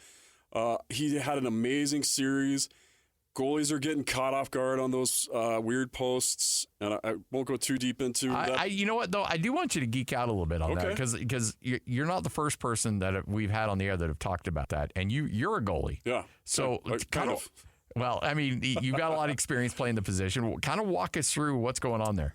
So, oh, man, this has been an evolution of this position, and a long time ago we came up with a thing called VH, which meant you'd put one pad vertical on the post. If the puck's off to the left side of your post, then you would go the your left leg would be on the inside of the post with your pad vertical up against that post. And then your right side pad would go horizontal across the goal line. And that was your VH, is what we called it, the VH. Well, Jonathan Quick did his own thing, and he created basically the RVH, or the reverse vertical horizon, or vertical horizontal. And he would do just the opposite. So when the puck is at goal line and it's on your left side, then your left pad is down and tucked inside the net. Okay. And that was working for him. And so a lot of other people changed to it. And honestly, it's a lot easier to move from that. If you're RVH and the play moves, it's easier to move from that than it is from just regular VH, for most goalies anyway. So then that started stopping a lot of pucks, and a lot more goalies started going to it. Well, forwards figure that out during practices. They'll just start figuring out, all right, this goalie's stopping me, I'm going to figure it out. Same way goalies try to figure out what shooters are doing. And part of that is that your head's in the top of the net where guys normally shoot. And you hadn't been trained, now they're training them to basically put your head up against that post. So now your $1,000 goalie mask with your $1,000 paint job is covering that part of the net. And it's also got your brain in there. So you're not going to want to take that shot. And it makes guys flinch a little bit. And that's where they're getting that opening up top. What happened to Freddie last night, he was getting in the RVH stance, had a skate tucked just like you're taught, and they shot right there. I forgot who shot that puck, but they had the 2 goals last night. Anyway, he just caught him at a bad time when you're transitioning from one to another. I've seen it in NHL playoffs too, where you're like, the puck goes to a side, you have to take a peek forward. So you have to take your eyes off the puck for a second to look forward to see where the threat's going. And I'm pretty sure this is what happened last night. Puck's off to the left, shooter's off to the left. Freddie's tucking his skate, looks right to see where the threat's coming from. That shot comes at that odd time where you're not really looking and you're positioning, and 99 times out of 100, you're fine. Yeah. But that's the one time. That's the one time they get you. The Stanley Cup playoffs. Wow. Do you think Edmonton's got their goalie situation figured out, or not even close? Not even close. They've spent all their money everywhere else, and they need to score 5 to 7 to win. Wow. And that's not going to happen, is it? That's not going to happen in playoffs. I mean, good offense, but I mean that's amazing offense. Yeah, but so much fun to watch. That might be a little too much to ask for. All right, the Oilers lose last night 3-2. They're down in that series 3-2. The Rangers get the win over the Hurricanes. They move on. It felt like a moment. Carolina might sneak their way back into the series, but as you mentioned, Rangers playing great hockey and said, no, we're not doing this. That's the cool thing about the NHL is you thought the whole game was over, basically. Yeah. That, Carolina's up by a couple, and they're just moving on through, and then all of a sudden the Rangers just chip away at it and get that empty netter, and it's just, it can be so amazing unless you're on the other side of it. And it can be so heartbreaking. There's been so many great games, a lot of great drama down the stretch. Is this just par for the course in the NHL playoffs, or does this year feel a little bit more fun than others? Oh, this is par for the course. Okay. Every year feels like it's more drama and more crazy. Right? And every year you look back, you're like, oh, last year was crazy too. And that's just the cool thing about it. That's why everybody loves it. Whatever sport you're a fan of, if you're watching the NHL, you're like, man, this is so intense and so much fun. All right, so when you take a step back and you look at this roster for Utah going into next season, what are your odds? And I know everybody's asking you this, so I apologize. I'm going to be number 3,227 who asks you this. What are your odds that, I'm not talking about Stanley Cup contention, I'm not talking about conference finals, I'm just talking about first round playoffs. We still have a draft, we still have expansion, or not, we still have free agency, excuse me. What are the chances Utah can sneak in there? Because before, and again, looking back on the season and looking at Arizona's season, before all the news broke, they were right there on the cusp. They were. And then they dropped 10 straight. Yeah. Because of all the drama. We don't know. It sure lines up that way. Yeah, it does. It does completely line up that way. And I don't want to give guys an excuse because there's so many things and they're professional athletes and whatever. But if you look at how it lined up, yeah, it looked like all the drama started. They dropped 10 straight and it got them out of the playoffs. I truly, truly, truly believe that we are a playoff contender right now, like as built right now, and we're going to get a lot better over the summer. They're going to add some pieces. I think they're going to add some big pieces, and then personally, I hope they add Trevor Lewis for leadership. But I think we add some pieces, and we make a push. I don't think we're going to win the Stanley Cup. I'm not that naive. No, and I'm not saying that. Yeah, but that would be amazing. Oh, it would be. Imagine talk about first Cinderella year. story. Wow. Yeah. Would that be more impressive than what Las Vegas did in an expansion year? I think so, because you're going from not making the playoffs to winning the Cup. I think so. But, yeah, I think we're going to be in it, and I think we're doing our own thing. It gets compared to Vegas quite a bit and their expansion draft, and that was super cool because they went in and, they took a bunch of those, 9 and 10 ranked players off teams and turned them into a team that played for the Stanley Cup that year, off just taking those guys that were unprotected. And when you think about some of the guys they ended up with, specifically Marcia Show, who's going to be an unrestricted free agent come July 1st, I think it's pretty impressive what they did. And I think we could do the same thing, but we're going to just take the team we had, give them a whole new look, new uniform. Maybe they'll be in Jazz jerseys. Nobody knows yet. But yeah, I think it's its own story, and I think it's going to be as cool. And that'd be amazing to go deep in the playoffs. How rare is it for a non-playoff team to have the best goaltender in the league? Pretty rare. But it does happen because, that's the same thing with the draft, right? In order to get a really good goalie out of the draft, goalies hardly ever play for the teams they're drafted by. Yeah. That's one thing that's kind of crazy. Interesting. Yeah. Okay. If you go over the history of hockey and you look, goalies bounce around quite a bit because you get drafted at 18 and you don't usually get a shot till you're 25. So by then your contracts have already expired. People got to pick you up. They're going to bring in somebody else. So that part's pretty rare.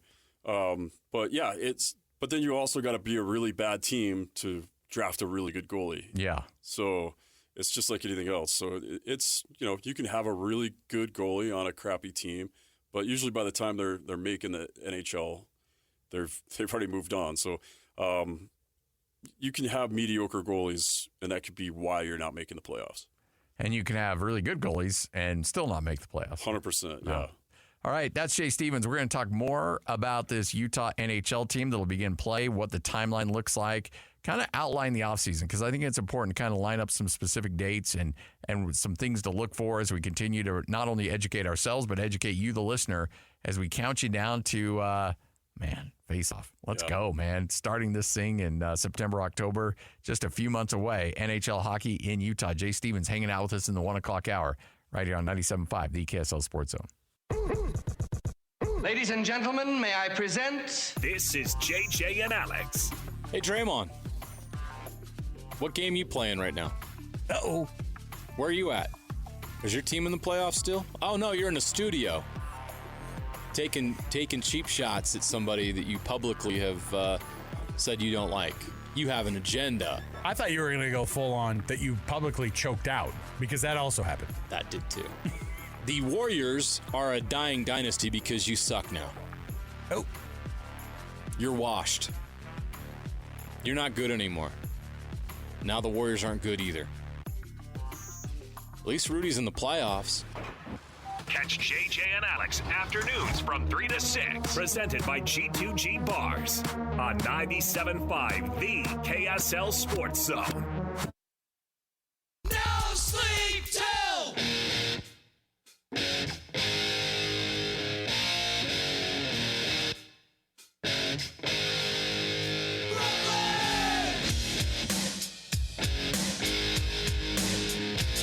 Well, I saw your ears perk up.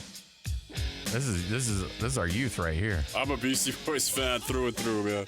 Jay Stevens hanging out with us in the studio, talking a little NHL. All right, before we get back to Utah's NHL team, you mentioned during the break, Carson Soucy suspended one playoff game for that cross-check against Connor McDavid. You're like, yep, that was the right thing to do. Yeah, 100%. I was surprised that people were arguing about it, and they're like, oh, well, McDavid got blown into him, like, from behind, and he wasn't intending it. Well, it's the same as a high stick penalty. It doesn't matter how your stick got up there. The fact that it got up there, it's under your control. That's on you. So, yeah that suspension made perfect sense to me.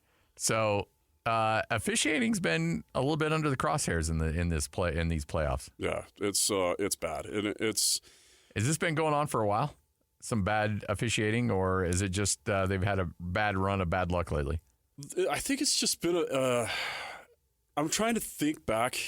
Seems like every year there's a couple calls, but I don't know. During the Vancouver game last night, Matthias, one of the Finns got he jumped and they gave him a charge. Yeah, yep. He literally jumped straight up and got hit, and they're like, "Well, he left his feet," but he jumped straight up. He did not initiate that impact. It was almost like a reverse hit, but he just jumped into it, and they called him for a charge. I'm like, that is not hockey.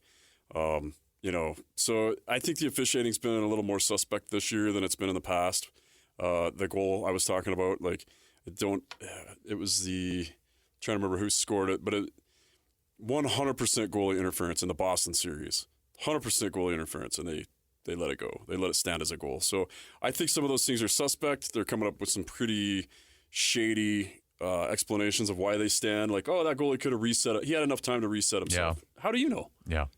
How do you, your momentum's going one way, somebody bumps your foot, which you skate on, which your whole balance is on, and, your stick goes flying out of your hands, whatever, but there's no way you had time to reset. And I thought that was clear when he got scored on, that he wasn't reset. NBA with replay, they go through Secaucus, New York. There's kind of a central location that assists in reviews. Is everything in NHL done on site? Yep. Nope. They have Toronto. They go to Toronto. Okay. All right. So, during the season, a lot of it goes just on site through the iPad. And then during the playoffs, everything goes through Toronto for review. Okay. Jay Stevens hanging out with us here in studio. All right. So let's talk about some of the storylines coming up this summer for this Utah NHL team. Okay. This team will be selecting number 6 overall in the NHL draft coming up in Vegas near the end of June. We'll have complete coverage. I'm telling Nate that we need to have people down there. I think Nate will send some of us down there for that coverage. Some of us. Us. As in you. Like me and you. Yeah, let's do it, man. I know some other people are already going. I want to go. 27th is the award show. Yeah. That'd be fun to go see at Fontainebleau. Yes. The new fancy place. And then the 28th, you've got the draft at the Sphere. The Sphere, the big, yeah. Let's go. Let's do it, man. I got a sneaking suspicion you know how to do Vegas. I do. I go to Vegas quite a bit. My oldest son lives there, and I'm learning. I thought I was good at it when I was in college, and I played minor leagues there a little bit. I thought I was good at it then. It's a lot more fun now. So when does free agency begin? So that's July 1st. Okay, so you get the draft, and then you can supplement with free agency after that. Yes. I've asked a couple of people this. I want to get your opinion. So a lot of times you're picking 6th overall in the NBA draft, and you're expecting that player to come in and play. Yeah. That's not the case in the NHL. Sometimes it is, but not all the case. Not all the time. It's not usually the case. There are 2 NHL bodies, like guys that are ready to step in right now, that I think could be there at 6. I'm saying that because I think those top teams, not top teams, the bottom teams that are drawing first are looking for forwards. We're a team looking for D. There are 2 big defensemen that I think could step right into the NHL, be on our team next year. Does that put them to the top of the list based on their availability, or is Bill Armstrong in this front office willing to wait a little bit to develop them into the player they want to be? I think Armstrong's shown that he's ready. He's willing to develop talent. He's been a pretty remarkable GM if you've watched what he's done over the last few years. He's you can't imagine trying to do that job being that handcuffed and with so many things. Because, I mean, you got to listen to your scouts. You got to figure everything out. And then you got to realize, well, I got to be right at basically the salary basement. You hear all the time about salary cap. You got a team that was trying to be at the basement.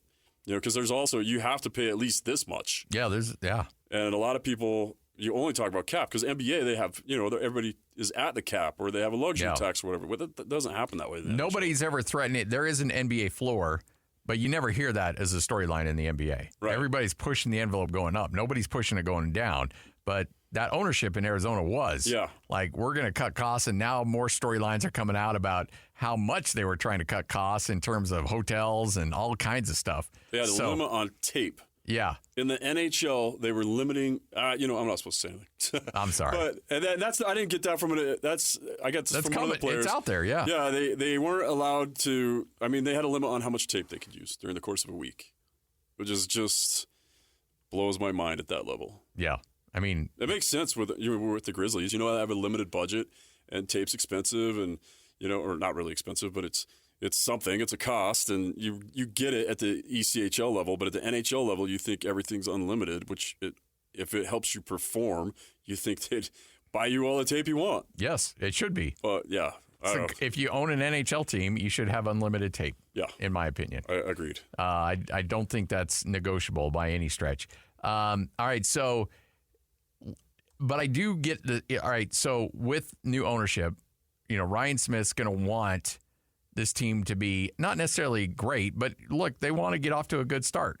And so that's why I'm wondering if you might value somebody in the draft who can help right away as opposed to long-term development. Now, Bill Armstrong really sounds like the old Dennis Lindsay of the Jazz who said, we're not going to skip any steps. We're going to take our time. We're going to do it right. But also there is a level of urgency for this team to be decent right out of the gate. They don't need to be great, but they need to play exciting hockey, and they need to get those crowds going. They need to get people fired up. They need to win some games. So I'm curious to know how they kind of walk that line between development and doing it the right way, but also making sure that you're really competitive out of the gate. Yeah, and that's the one thing that Ryan and Ashley are looking at, hey, if this team is really good right now, everybody's addicted to hockey. Yes. Oh, 100%. Just like Vegas, right? Yep. That's you go to Vegas right now, they have a professional football team, but you wouldn't know driving around. I mean, you see their huge stadium, but when you drive around, you'll see Knights stickers everywhere. And that's because everybody's addicted to it. And I think I wouldn't be surprised, though. I mean, that's a pretty good pick. We have money. We have the ability to just trade that pick too. So it would be, and Bill Armstrong's the master of the trade. The more I thought he was good before, and I just kind of barely paid attention to the Coyotes because they were just kind of barely there. But the more I've been looking into it, the more the moves I've seen that he's made, and how he's just stockpiled all these drafts, and we've got such good players. And I mean, he traded one of our players, Nick Bukestad, 2 years ago. Trades him to Edmonton. He goes to Edmonton, plays in the playoffs, gets all that experience playing in the playoffs with Edmonton, and then comes back, re-signs. So not only did you get the Edmonton draft pick, but you got your player back at the end of the year anyway. That looks pretty good to me. That's the kind of guy we want running the team, and I think he's going to make some good moves. But there's a couple guys in here. Sam Dickinson, he's a Canadian kid. I think he could be our guy. Sam Dickinson or Zev Bume out of University of Denver. I think those two, they're huge kids, and they have NHL bodies right now at 18, 19 years old. Give me your dimensions of a defenseman and an NHL body. Like, what are we looking at there? 6'3", 200. Whew. It's a big mamma jamba. Skates like a cat. Yeah. Gets that 6'3", 200 moving it, gets some mileage behind it, and it's a freight train coming, and that's what you want on that back end. Is it too much to expect a guy to be successful in year one? Has there been a lot of examples of that? No, I think tons of guys are successful. These guys have played a ton of games, even up to the point that they're 18. They're playing juniors. They're playing 60 games a year. The college kids maybe play less. They play 30. But they're getting a ton of experience. So they come in, and I think you get pretty good success out of the ones that – and if not, that's the great thing about it. If you see some struggle, you just send them back to the minors and fix that part.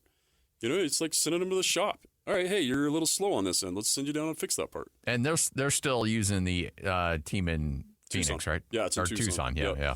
They were trying to move it to the Mullet Arena, which seems, because they still had contract. Yeah, I heard that. Yeah.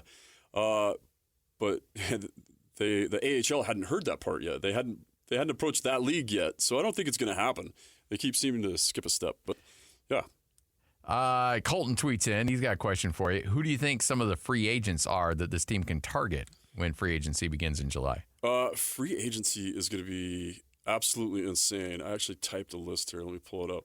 So there's some big names. All right, Stamkos. He's not coming. Reinhart, he's a right wing, and he's phenomenal. And that's a name that I pegged early for us to go after. The fact that we're looking for defense, Tyler Myers, who's having a really good playoff series with Vancouver, he's going to be unrestricted. Brady Shea, who is famous for being on that SNL skit where let's do that hockey, where they couldn't pronounce his name because Skjei, I believe it's how it's spelled.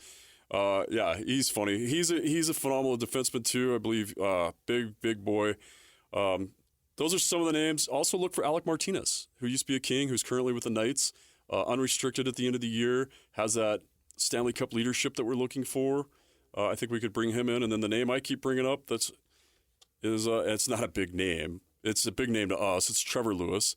He could come in. He's got that leadership we want. Sell tickets. Obviously we're not having a problem with that. I know. But in terms of adding to the buzz for sure. 100%. Of a local, Mantha and Adam Henrik, Jake Gensel. But I could see those are the names. I really think we go after Sam Reinhart. But then again, so does the 30 teams in the league. What tell me, we kind of know the basics in the NBA and the NFL in terms of max contracts. What's a max NHL contract in terms of years, and is it set in terms of financials too? What you can offer a guy? Not that there's anybody in free agency this year that you. Well, Stamkos would. Well, but he would check that. Realistic, box. But yeah. Well, you saw what happened with Zach Parise and Suter. They signed 11-year, $100 million, and that didn't work out. Vegas had been trying to do some similar things. So you look at guys. Your top guys are going to be making $8.5 million a year. Okay. So that's quite a different world than we're used to in the NBA. That's what I was just going to say. The NBA, the NFL, actual big league soccer, the money those guys throw around is unreal. But yeah, that's your top guy. I think that's what Stamkos makes right now, and I think that's what McDavid and all those guys are like $8 to $9 million. It's rare to see more than $10 million go. And then in terms of years. Usually it's 4 years. Okay. That's a pretty standard contract. There's some of those 10-year deals. And if you've got a guy, expect – so your first-round draft picks, everybody gets the same offer. Yeah. They get 3 years, $980,000, whatever. But at the end of that 3 years, just wait till Bedard comes – until his first 3-year contract's up. I expect to see Chicago go 10 years because that kid's got it. So there's not a cap on years? No, there's not that I know of. But you've seen that 11-year deal come a couple times. Okay. The Suter got it, Parise got it. A couple other players have gotten it. A lot of years, man. It is a lot of years, and that's a hard sport to play for that long at that level. Well, the old adage is there's no such thing as a bad contract in terms of money. There are bad contracts in terms of years. Right. And signing a dude for 11 years, that seems crazy to me. Yeah, and that's funny because Shea Weber, who's on our roster, it's one of those crazy trades where he had a long contract and somebody's trying to dump salary, and we absorbed it. So he didn't play last year. He's on our cap hit for next year. Phenomenal player. It would be amazing, but he's injured. The odds of him playing are slim, but we're still paying him. Yeah. Because of those long contracts. You've had a lot of good conversations with guys that are currently on the roster. We're going to talk about those, and if you haven't get to the Utah Puck Report, listen to some of these conversations. You've done a really good job with that. But big thanks to everybody who helps make it possible out there. Yeah, I want to thank Chipman Roofing. They're hockey people, and they reached out to me early before this was a big deal. Back everybody jokes around how nobody really knew who I was till 2 months ago. Yeah. I just hit my 8-year mark here. Chipman Roofing stepped in. They've been my sponsor, and you can find them at chipmanroofing.com. They've been the Utah Puck Report sponsor, and stuff like that, man. It's really helped hockey around here. No doubt about it. All right, Jay Stevens, one more segment coming up next. Hans and Scottie, 97.5, the KSL Sports Zone. Salt Lake is the newest home of the National Hockey League. We want our NHL team. This is a hot spot in America. And when the announcement was made, this thing's going to be successful. The Zone had it covered from every angle. 2 of the Big 4. From the draft, free agency, and all the way until the puck hits the ice in the fall. It can't come soon enough. Let's go. Your home for the best coverage of the NHL in Utah. Utah is now the home of NHL hockey. Talk about it right here on 97.5, the KSL Sports Zone. On to Hans Olsen and Scottie Scheffl. That's right. Yeah! On 97.5, the KSL Sports Zone.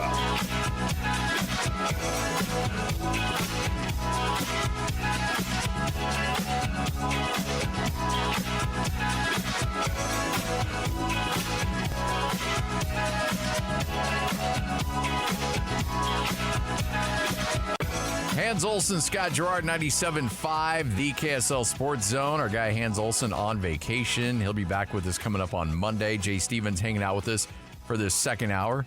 By the way, nominate the youth sports volunteer that you know for the Hercules Hero of the Week. Submit your nominations at kslsports.com/contest. And then every Thursday afternoon, JJ and Alex will announce that weekly winner. Help us celebrate the efforts of those volunteers making an impact with the Hercules Hero of the Week, sponsored by Hercules Credit Union. All right, Jay Stevens with one final segment. All right, I do have another people on Twitter got questions for you, Jay. Oh, boy.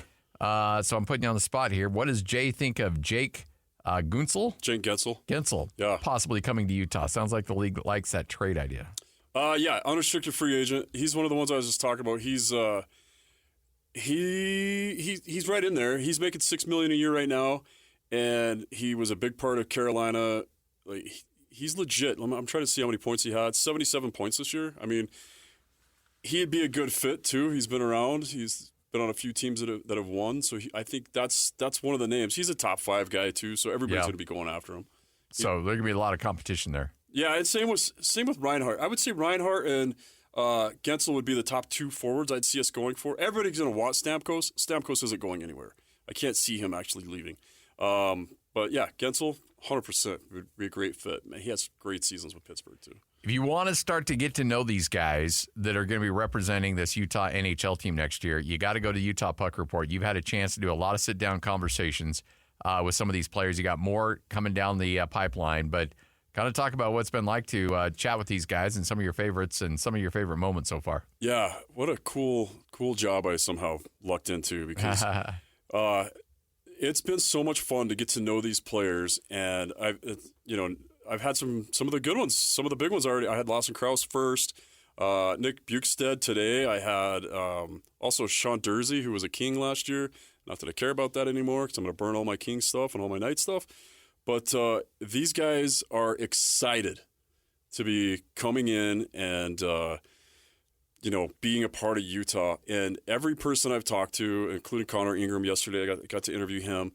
They just love it, and they all say that little, like, I've been calling it the pep rally. Yeah. That meet and greet they had at the Delta Center was one of the coolest experiences they've had with hockey. And that they just thought it was so amazing and so entertaining to see O'Brien get up there and just go nuts and become spicy tuna. And now everybody in Utah knows who that guy is. He hasn't played a game. The dude's one of the most popular sports people in Utah. And I think people are surprised that he doesn't have necessarily a big role on the team. Because everybody thinks he's a superstar right now. Yeah, but he does have an important role on that team. Yes. Like, he's a character guy. And I've been going back and watching some of the older some of last season's games, just to kind of get a better idea of some of the other players I'm going to interview that maybe I didn't notice enough. And he's a good dude, and he really knows his role, and he's a character guy in the locker room. Every person I've had on the show so far I've talked about him just talks about, like, how great he is on the bench, in the locker room, and he gets 6 minutes a night maybe. Yeah. But he's phenomenal. He's on the show next week, by the way. So I just had like I was saying, I had Bukestad and Dursey today, and that was fun. So next week. Well, that's going to be and what you got? How many drop next week? So you'll have 2. They drop. I think we drop 2 a week, and okay. I'm recording 3 a week right now. Okay. So Clayton Keller's in the studio next week. So you'll start hearing. I think they're going to drop every Monday and Wednesday. I don't know. I have no control over any of that. Whatever Maddie tells you to do. Yeah, exactly. She's phenomenal. Oh yeah, no, she does a tremendous job. All right, games tonight: Panthers and Bruins, Stars, Avalanche. Both those series could end. I anticipate Florida wins, but does Dallas close out Colorado in Denver? Florida wins, Colorado wins. Oh, so we're going 7. Yeah, that doesn't surprise me. You kind of alluded to that earlier. Yeah, I think it's starting to click. There will be blood.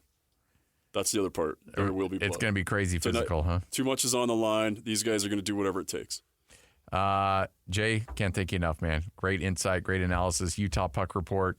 Make sure to get there. Take advantage of all the great insight analysis that you're being given, because you're getting some unprecedented access right now. Yeah, it's amazing. Good things coming down the pipeline too. All right, so we talked about free agency. We talked about the draft. When does training camp roughly start? Usually, players will start showing up in August. Okay. Sometimes more September-ish, but that's when you'll start seeing guys come in. They'll have what's called captain skates. Those are unofficial training skates. Guys are going to try and take advantage of the altitude here and get some training in. And then when do you anticipate a schedule being released? I think that usually comes out around the draft, but I know they. I'm not sure yet, but I can't wait. Like I know, the day right? that comes out, you're going to find out. Like, just imagine who's it going to be? Colorado, Vegas. There's going to be like, what if it's the New York Rangers? Like, they're going to be playing in the Delta Surf for real. Yeah. How crazy is this right now? This isn't, and as much fun as we've enjoyed, the exhibition stuff, this is real life, market in the standings kind of games going on. Yeah, and it's going to be right here, and you can go see it. Yeah, I love it. Thanks, Jay. Appreciate it, man. 2 o'clock straight up. Hans and Scottie, the great, the famous, the handsome. Very, very handsome. Sam's going to join us coming up next. 97.5, the KSL Sports Zone. Looking for the latest on the Jazz, Utes, Cougars, and Aggies? Yeah. We've got you covered. This is Hans Olsen and Scottie G on 97.5, the Sports Zone.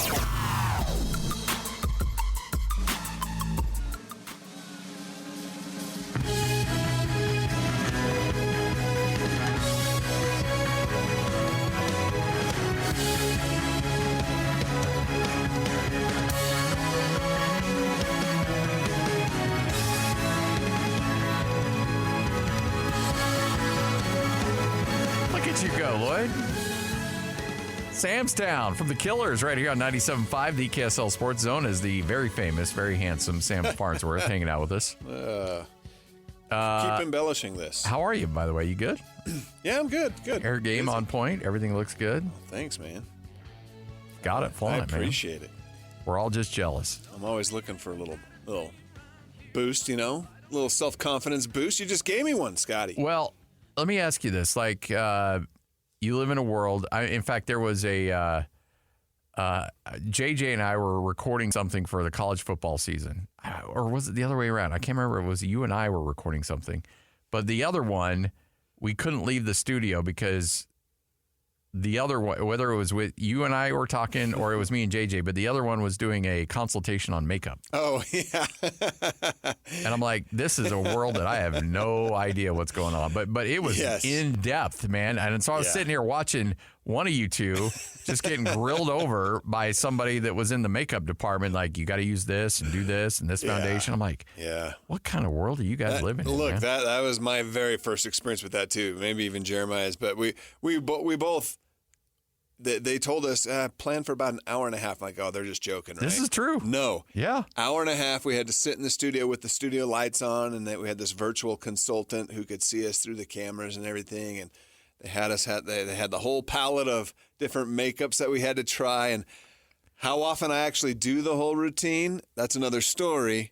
But I've got it now, and I'm working on it. It does make a difference when you're on TV, taking the shine out, taking a few of the things out, whatever. But I don't know. I want to do. I'll just stay on the radio. I want to. Yeah, exactly. But I want to do one of those consultations, like, hey, we got this new TV guy, and just for a practical joke, and then put my ugly mug in there and like, hey guys, what's up? What can you do for me? And they're like, Please step out of the shot, sir. You're not allowed to be here. No, you'd be surprised. Look, I'm gonna peel back a layer of this for the listeners for a second here. Once I started in TV and I started doing my own makeup, it's just really basic though. I just usually just do a foundation with a brush, whatever. This thing you were talking about, they taught me a bunch of new levels.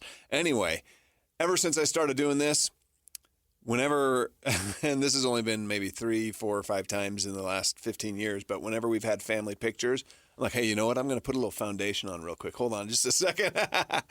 Because, hey, I'm trying to look good for the picture that's going to be on the wall for the next few years. So absolutely, so you there should. we go. Absolutely. All right, Sam Farnsworth hanging out with us here in studio. We got a lot to break down, so I'm going to go shotgun approach. We got a lot of topics to get to. Right. I do, though, appreciate, obviously Jay Stevens was hanging out here in studio. That dude knows hockey inside and out. But yeah, he does. Your time in Colorado covering the Avalanche, you need to follow Sam on Twitter because Sam's dishing out the hot hockey takes, too. It's fun. Look, when you have a team to cover, it becomes way more fun. And obviously, over the last 5 years since I've been back here in Utah, I haven't been quite as attached. But every time the Stanley Cup playoffs come around, I'm dialed in just like, and I know you guys have talked about it. I keep preaching this, that if you haven't experienced Stanley Cup playoffs, even on television, it's good. Yeah. It's good. It's entertainment. It's great drama. I remember, in fact, it was interesting. I looked this up a couple days ago just out of curiosity to remember the date, but it was almost exactly a year to the day that the hockey team was introduced here at the Delta Center. Like, when was that? 3 weeks ago, whenever it was. About a year before that, to the date almost, is when I made a tweet during the Stanley Cup playoffs of that. I can't even remember the two teams that were playing. It might have been the Bruins. It went like 4 overtimes, though. Yep. And I'm like, this is amazing. And I'm tweeting. And I put a tweet out there, said, and I added Ryan Qualtrics, Ryan Smith. I said, hey, please bring this to Utah. And that's when he replied with this tweet that said, in motion. And I know that one little 2-word tweet that he made picked up some steam with all the hockey people. Oh, Ryan Smith's admitting that he's interested in hockey. And then here we are a year later, and he made it come to fruition. But I'm telling you, I think you made it come to fruition. If I got that kind of credit, I would gladly accept. No. But I'll tell you what, it's hockey. That's what hockey does. It's like Stanley Cup playoffs they are just outstanding drama. So much fun to watch because you can, just go back 1 year. The Boston Bruins set a record for points in a regular season for the standings, right? Like 132 points, I think is what it was. Just outstanding. First round of the playoffs, they get knocked out by the 8th seed. Anything can happen in the Stanley Cup playoffs. Yeah. It's amazing. Well, you don't get that. Like the NBA, you start a season and you usually know who's going to be there. Right. In some way, shape, or form. There's like 2 or 3 teams. NFL, pretty much the same thing. Mm-hmm. Not quite as much, but in the NHL, it seems like, look, you could have an expansion team playing for a Stanley Cup. Things can get weird real quick. Yeah, and we've seen that, right? Expansion teams don't take long to become relevant. 8 seeds make runs in the playoffs all the time. So it's just a matter of, the Arizona Coyotes, now the Utah hockey team, get another 15 points in the standings. You're going to be on that playoff bubble this next year already. And you get into the playoffs, absolutely anything can happen. And when you get the momentum on your side, when you get those home atmospheres that you see in the Stanley Cup playoffs, which no doubt we would have that in Salt Lake City. Oh, yeah. That makes a big difference, too. Well, Jay thinks Colorado's going to make it 2 in a row tonight. After being down 3-1, he thinks they're going to tie this series up at home and then send it back to Dallas for Game 7. What do you think? I think so. I mean, Colorado Avalanche, especially at home in the playoffs. What's that? That's crazy atmosphere. That too, atmosphere right? is absolutely wild. So to give it some perspective, some comparison, and obviously I'm just speaking from my own media experience in the Colorado market in Denver. In 2019, my last year of playoffs there, it was almost every night. Kind of like this. Avs one night, Nuggets the next night. Ball Arena, then the Pepsi Center still was just a busy arena every single night. You'd go to the Avs game 45 minutes before puck drop. The place is packed, absolutely packed. People are just excited. They're ready to go. And hockey has done an amazing job. The NHL has done an amazing job at making pregame a part of the event. It's like must see. You got to be there. So I'm just fans that are listening. When NHL comes to Utah this fall, get there early. It's a big part of the hockey atmosphere. Get there early, be a part of it, and you get pumped.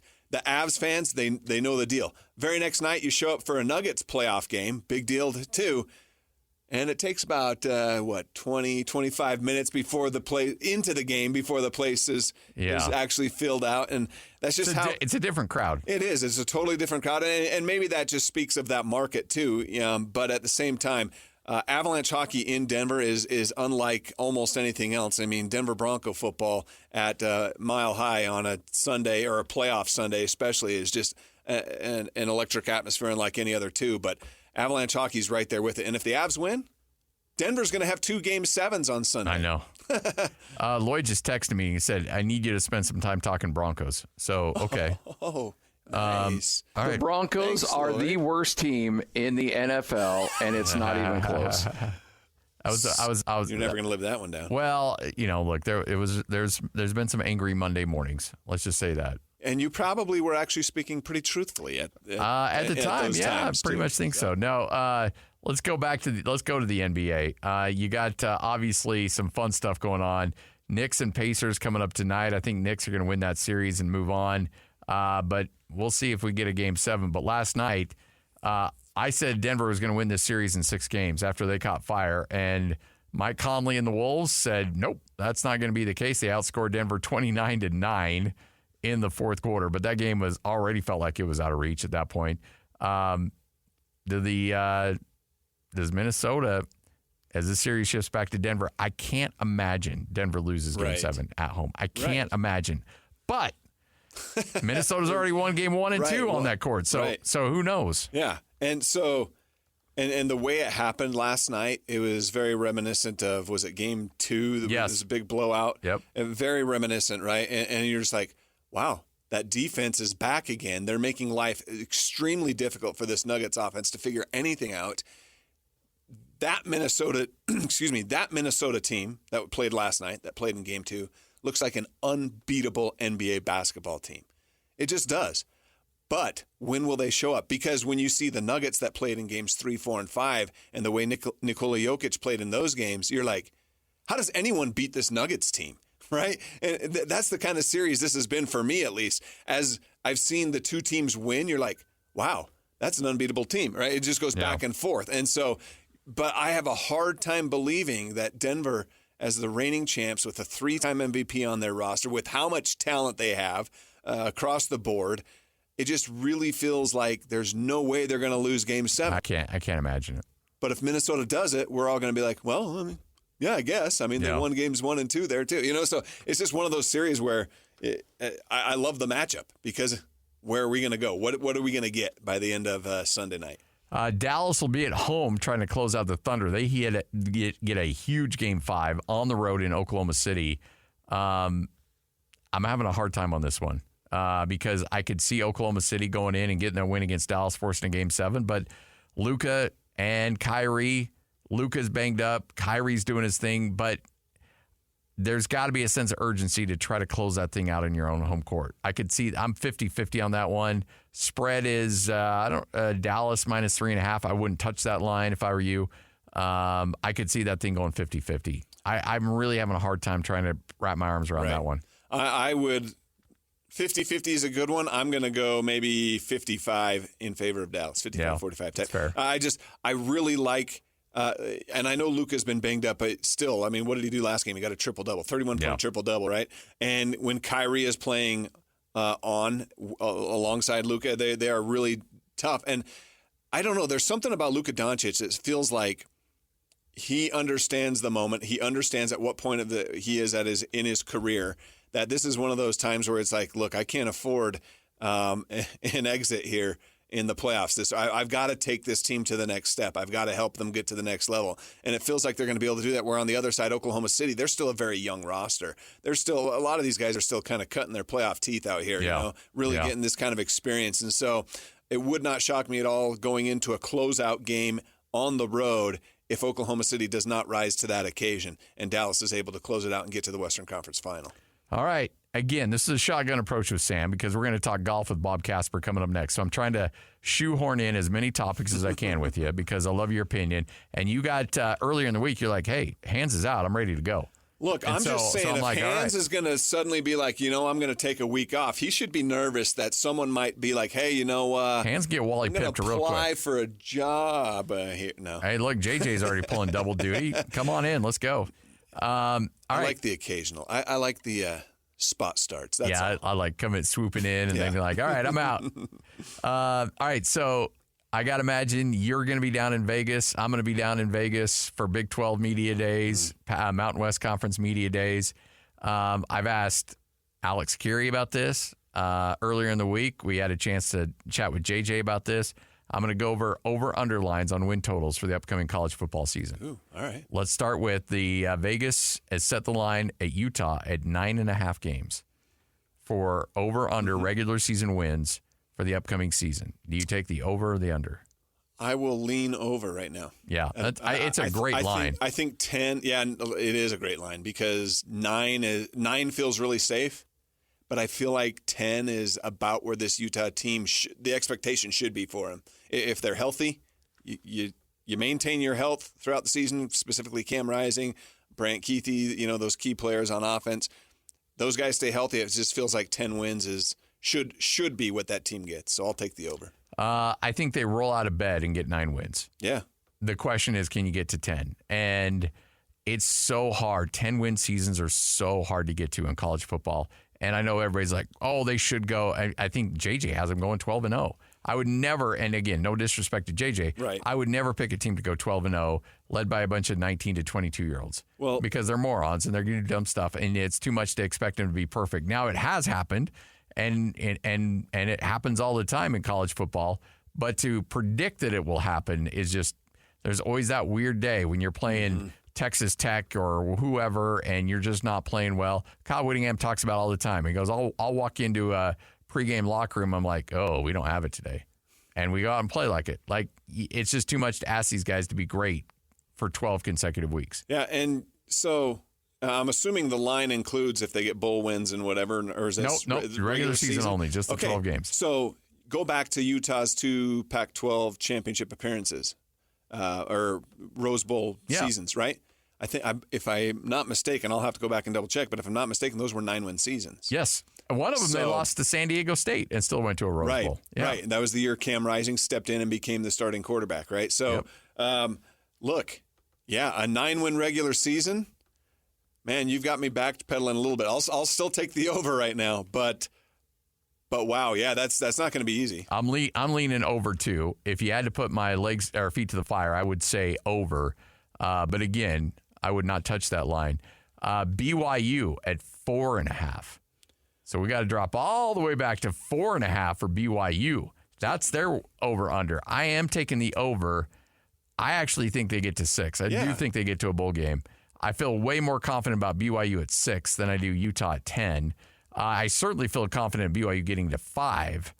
But I will say this, if they do not get to 6, I think we may have a little off-season drama in terms of head coaching down at BYU. And it bums me out to say that, but I think that's Tom Homo and Brian Santiago are probably like, okay, you got to get to 6. Yeah, I agree. I think the over on that's a pretty safe pick. If BYU comes in at 4 wins, even 5 wins this season, or fewer, then there's going to be a mix-up. There's going to be a shake-up. There's going to be changes made because you can't start trending backwards. And I know, look, if you go back and look at when Utah joined the Pac-12, there's a little bit of a backwards trend before they went up and forward and established relevance on an annual basis in that conference.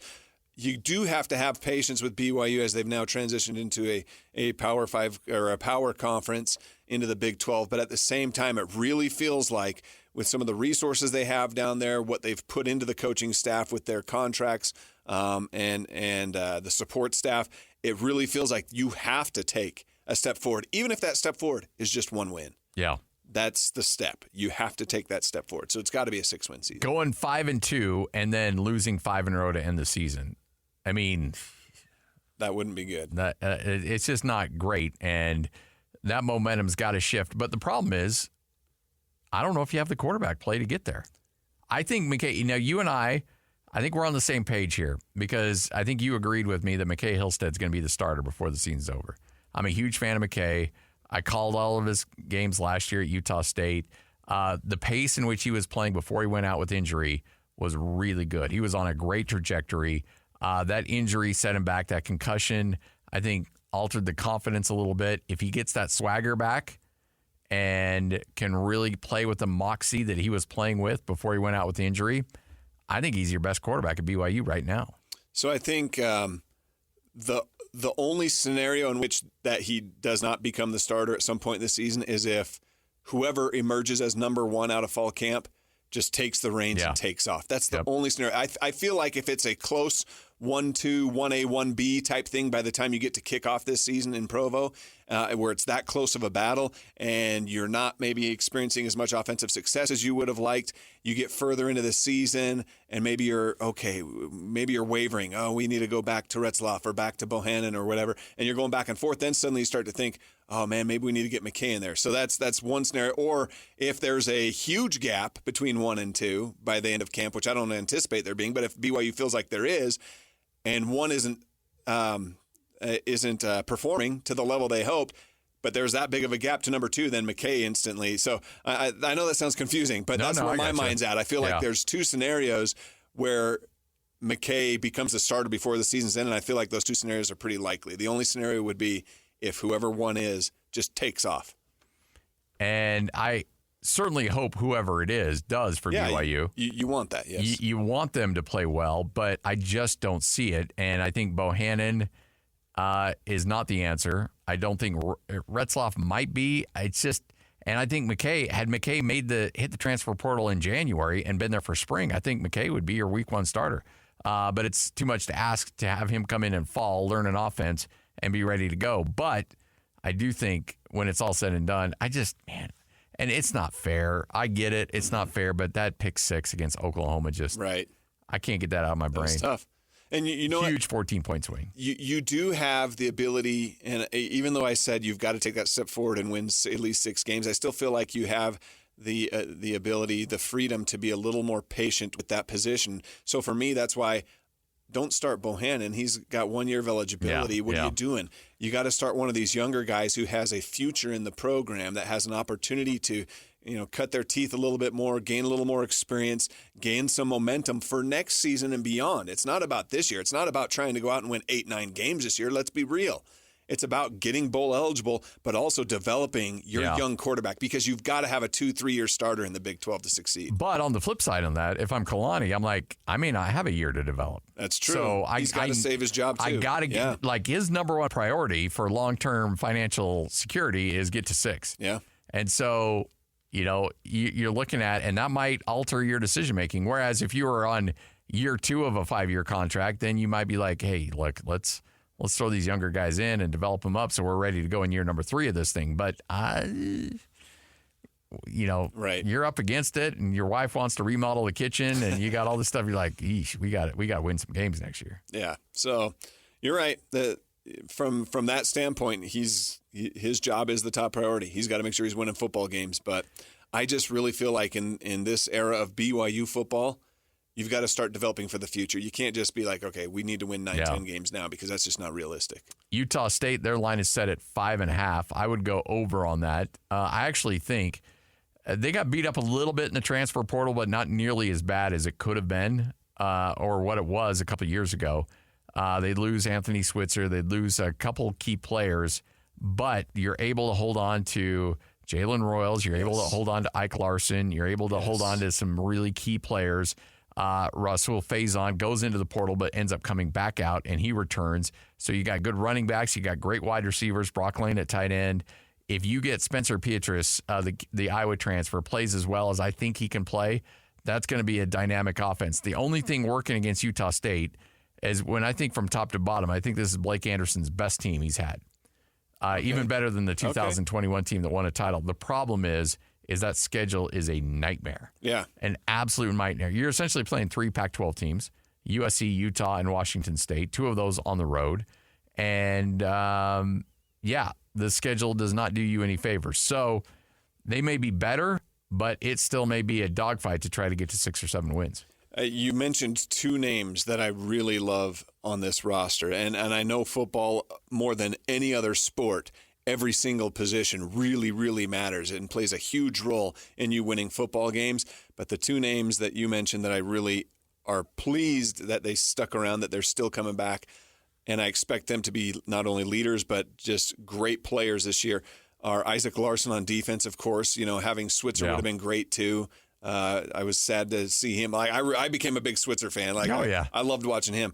But Isaac Larson sticking around, that was a huge retain, I guess, for Utah State. And then Jalen Royals, this guy is amazing. If you haven't watched Utah State football over the last season, to see what he does at wide receiver, and you mentioned Spencer Petras, if he can sling the ball the way that we've seen him do in the past in the Big Ten, if he can do that here with the weapons he has on this offense, specifically Jalen Royals, this offense could be pretty electric. You go back to that Mountain West Conference championship team that you mentioned, and what they were able to do on offense with some of their weapons, the receiver core that they had there. I feel like this team is just as good offensively, maybe even better. It's just the question mark is, okay, who do they have at quarterback? Let's find out. We know Blake has been committed to Petrus since early spring, and that's why you saw some of those other quarterbacks leave. So if Petrus is the guy, I can't wait to see him. Take a break, come back. Bob Casper will join us coming up next. We'll talk about the Scottie Scheffler soap opera. Dude gets arrested and then goes shoots a 66. Go figure. We'll talk about that with Bob next. 97.5, the KSL Sports Zone. Hey, bro. You hear us every day with our crazy opinions. Hey, what you doing? Well, now it's time to hear from you. Hey, great show. Download the KSL Sports app and fire off your thoughts with the call-in tab on the bottom of your screen. This show is fantastic. It's the one that captivates me the most. You can tell PK to stop singing. She-bangs! Let Jake and Ben know what you really think of the Jazz. Woo! Tell Hans and Scotty about your favorite barbecue spot or what color of tie JJ should be wearing on TV. The best entries will be played on the air. Download the KSL Sports app now and hit the call-in button to let your voice be heard. I think you guys do an incredible job. This is 97.5, the KSL Sports Zone. This Uinta Golf PGA Championship update is brought to you by Mountain Land Supply, Zions Bank, Black Desert Resort, Hoops Vision, and Siegfried and Jensen. Now, here's Real Golf Radio's Bob Casper. How do you encapsulate everything that happened to you today? I don't really know. I feel like my head's still spinning. I can't really explain what happened this morning. I did spend some time stretching in a jail cell. That was a first for me. That was part of my warm-up. I was just sitting there waiting, and, I started going through my warm-up. I felt like there was a chance I may be able to still come out here and play, and so I started going through my routine, and I tried to get my heart rate down as much as I could today. But like I said, I still feel like my head's spinning a little bit. But, I was fortunate to be able to make it back out and play some golf today. How do you encapsulate? That is Scottie Scheffler after shooting a 66. His morning started with getting arrested, spending time getting booked, in a jail cell, getting released, and then coming to a PGA Championship round number 2 and shooting a 66. That's what Bob Casper calls a Tuesday. Bob joins us right now. Bob, how are you, sir? Oh, man. What a crazy morning to wake up and see all of this stuff going on. Amazing. And to be able to see him get out there and play such great golf, shoot 5 under par and keep himself right back in the golf tournament. It was pretty wild.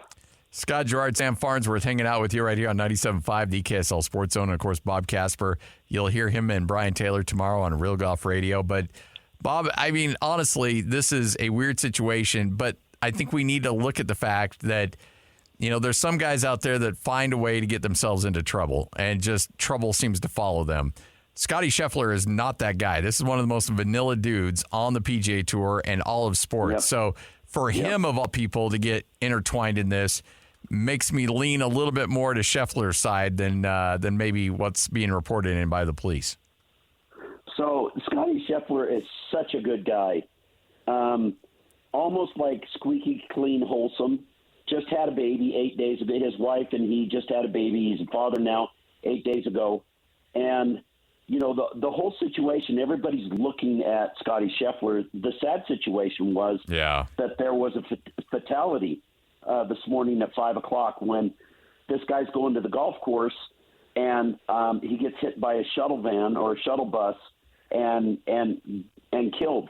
And Scottie just happened to be all intertwined in that because the police ended up coming to the crime scene, and then Scottie shows up to go stretch out for his round and prepare for his round like he normally does 3 hours prior to or 4 hours prior to his starting time, and he gets wrapped all into this, and normally there's and listen, I've been in cars many times with professional golfers going into golf tournaments. My dad, Keith Clearwater, other guys, I've been with them, and normally they get waved through. Well, from what I understand, he got waved through, but another guy didn't want him to go through, and he was the one that grabbed a hold of the car and then got drugged a little bit, 20 or 30 feet or whatever, and then all heck breaks loose, and he gets arrested. He's going through his stretching routine in a jail cell. Everybody's treating him great at the jail, and people are asking him if he wants a sandwich, if he wants the whole experience of going through this, and they're kind of just laughing and being jovial and stuff. It's just really weird how it all happened. But you know what? It'll all get worked out. What blows me away is that after all of that and the shock and everything that went with it, that Scottie Scheffler went out and shot 5 under par today. That's wild. I mean, they have a booking photo of him wearing the orange jumpsuit and everything, right? It's just crazy, this story as it's evolved throughout the day today. But Bob, take us a little bit into the mind of maybe not Scottie Scheffler. This situation, I don't know that anyone can relate to it, but a professional golfer with that kind of a distraction before you're going into one of the biggest rounds of your season. How do you stay focused? How do you get your mind right? How does Scottie do it to be able to succeed the way he did today? Well, we talked about this earlier in the week with Rory, and Rory just filing for divorce this week, and how a lot of times getting in between the ropes and focusing on the task at hand of playing in a golf tournament frees up a player in their thinking and staying in the present of shot by shot by shot. So by actually being on the golf course and competing, it throws everything out and allows him to focus more intensely. And so I think that was a big help for him. Plus he had all the crowd, all the fans, all the people on the golf course, all of his players, that they were all in Scottie Scheffler's corner, and in doing that, the sixth man, the 13th man, or the 12th man, all that kind of thing. You've got that whole crowd behind you. It helps kind of push you along when all this crazy stuff went on in the morning. Lloyd was just in our ear, and I think he brings up a good point. There's certain guys that I don't think respond very well to this, like Brooks Koepka. This happens to him. Right. I don't think Brooks goes out and shoots a 66. I think we're learning about the mental toughness that Scottie Scheffler brings to the table here. Yeah, I agree with you 100%. There's a lot of guys in the game that are not like Scottie Scheffler, or are not a nice guy like a Tony Finau or whatever. That, like you said, Brooks. You can go right down the list with a lot of these guys, and it would be extremely tough because they felt like they got jaded and everything. Scottie, in his press conference after his round, which was amazing, I was texting with Brian, and I was saying Scottie's a class act, because he thanked all the police force. He thanked the officers. He even went so far as to say, once he got in the car, he was talking with the officer that took him in. Once he got there to the jail, he asked the officer to stay with him and talk with him because my head's spinning and that kind of thing. I mean, in a world where people aren't following what law enforcement and that kind of thing have to say, Scottie, for the most part, when he was cuffed and all that kind of thing, he was thanking them for their work and that kind of thing. So Scottie's amazing. He's amazing. I love listening to him talk. I love listening to him explain himself. He is, like I said, a class act, and 100% in Scottie Scheffler's corner. Lloyd pulled that as a drop. That sounded good until he said Scheffler. But that whole Scottie's amazing. Scottie's great. Blah, blah, blah. That'd be a good drop for the show. Yeah. Bob Casper joining us right here on 97.5, the KSL Sports Zone. All right, so let's you bring up Tony. How about that? Yeah. He's -8 overall. He's -2 through 4 to get things started. He shot a 65 yesterday. He had not been playing great golf coming into this thing, but boy, he's got it cooking now. Yeah, he's had some really good looks for birdies after those first two he made in the first two holes. And so I expect him to continue putting the gas down and continue to give himself more and more opportunities to make birdies. So Tony's playing well. This golf course suits him really, really well. He can hit it long off the tee, and he can take advantage of some of these holes. And I think Tony's gonna be in the mix when it comes down to the weekend. I think that's what a lot of people here in Utah definitely want to see, have that rooting interest in Tony for sure when he's playing great. He's a lot of fun to watch. After round one, though, everyone was chasing Xander Schauffele. I mean, he had a phenomenal opening round, 62. Schauffele's no stranger to the big stage on Sunday at major tournaments. Is this play sustainable for him? Well, I think it is. He's played some great golf the last few weeks. He's played some great golf this year. He's played great golf in majors. He just has yet to win one. Mm-hmm. Last week he finished second to Rory McIlroy. And he just got flat out beat because Rory played so well in the last 36 holes of the tournament. But Xander is already 2 under for the day through 7 holes. He's tied for the lead at 11, and I think he's probably going to get to 13 or 14 by the end of the day. This is going to be a horse race, this golf tournament, and especially on this golf course with the moisture that's in it, that kind of thing. They're expecting rain again tomorrow, which means that the golf course is going to be soft. But these guys are so stinking good. They hit the ball so far that it doesn't matter how long they make the golf course. They'll play it well. They'll figure out how to play it. They'll give themselves a lot of opportunities for birdies, and with the greens being as soft as they are, then you can't hold them back. They're going to make a lot of birdies.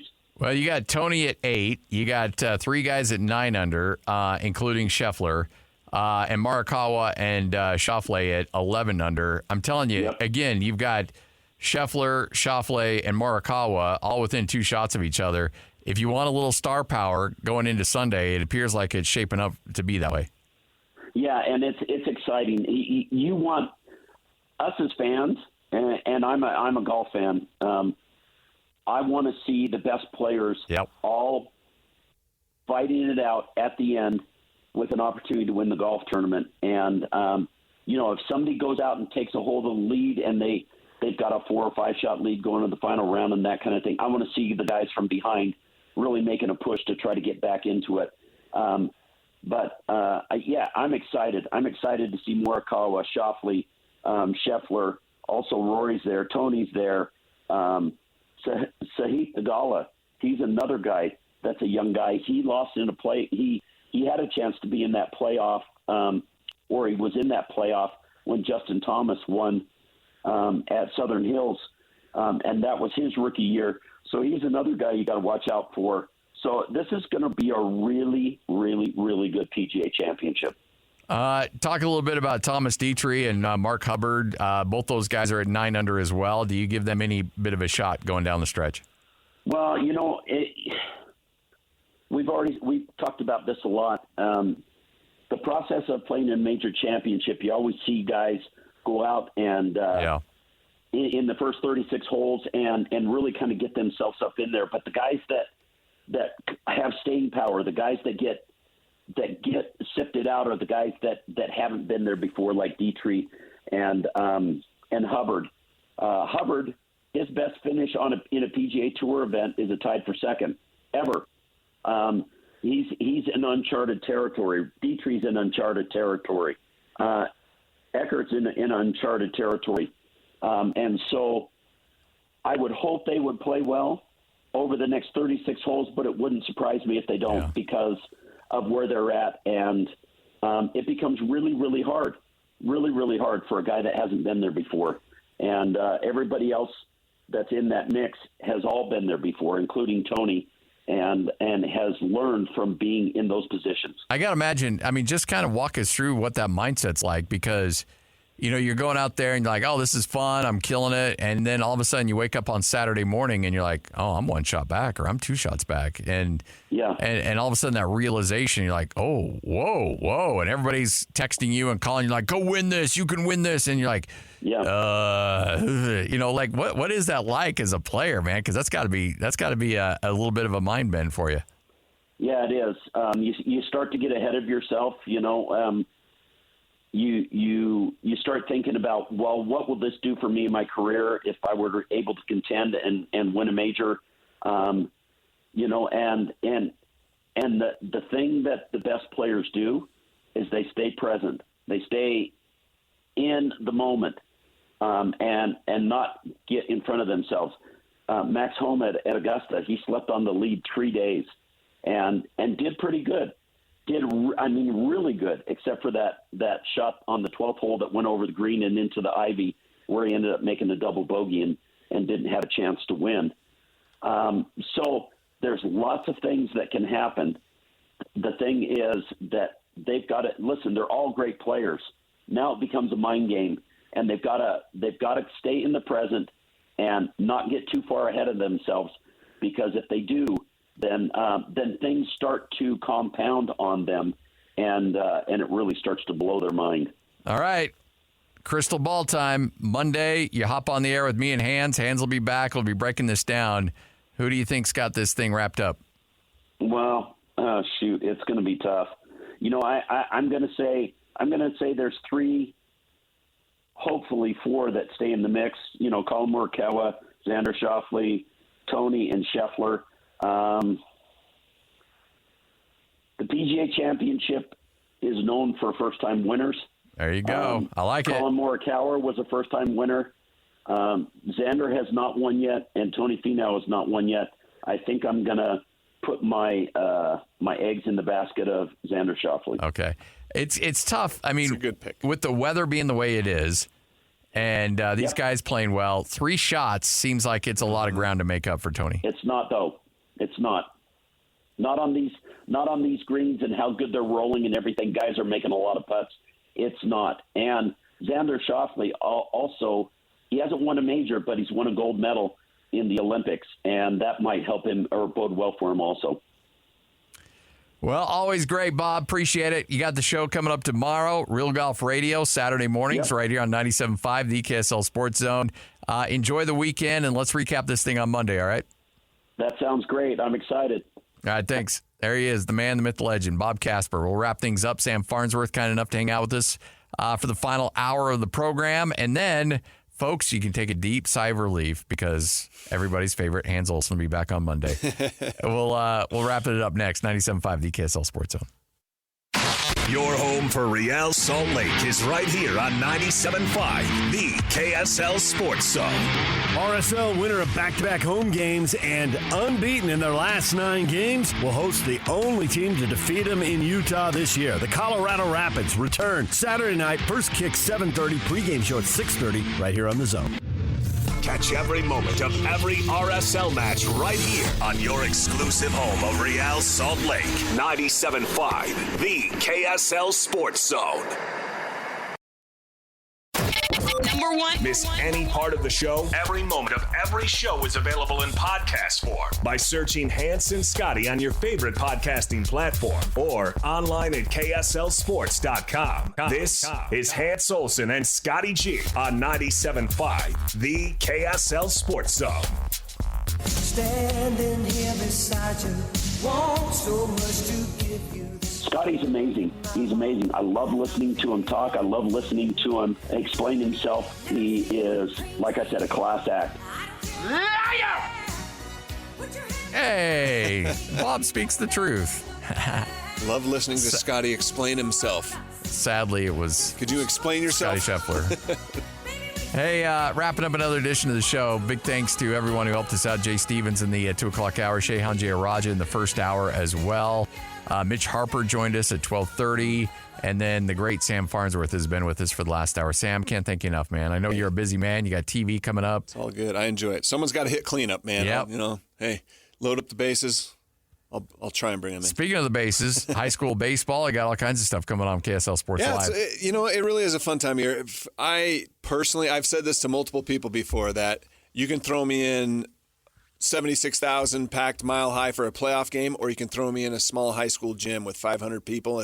If the atmosphere is good and electric, it gives me goosebumps every time. And I know it's baseball, it's in high school stuff, but there's something about high school kids celebrating, lifting up the trophies, seeing them cry. For even if it's baseball, softball, soccer, which we've got going on this weekend, boys volleyball, first ever time for UHSAA here in our state. It's fun for us, and so we'll have a lot of that this weekend. KSL Sports Live, Jeremiah Jensen, Sam Farnsworth. Nobody does it better. Have a good weekend, man. Thanks, man. You too. Have fun with that competition tomorrow. State competition coming up tomorrow down here at the Triad Center. I'm fired up, man. I'm going to sneak in and sample everyone's stuff. Yeah, come by. I'll hook you up with the samples, and I fully anticipate getting my butt kicked. First ever competition I've ever been in, but, we're going to learn and have some fun. Bring home the hardware, Let's do it. Scottie. All right, JJ and Alex next, 97.5, the KSL Sports Zone. Sounds good. Thanks, guys. See ya.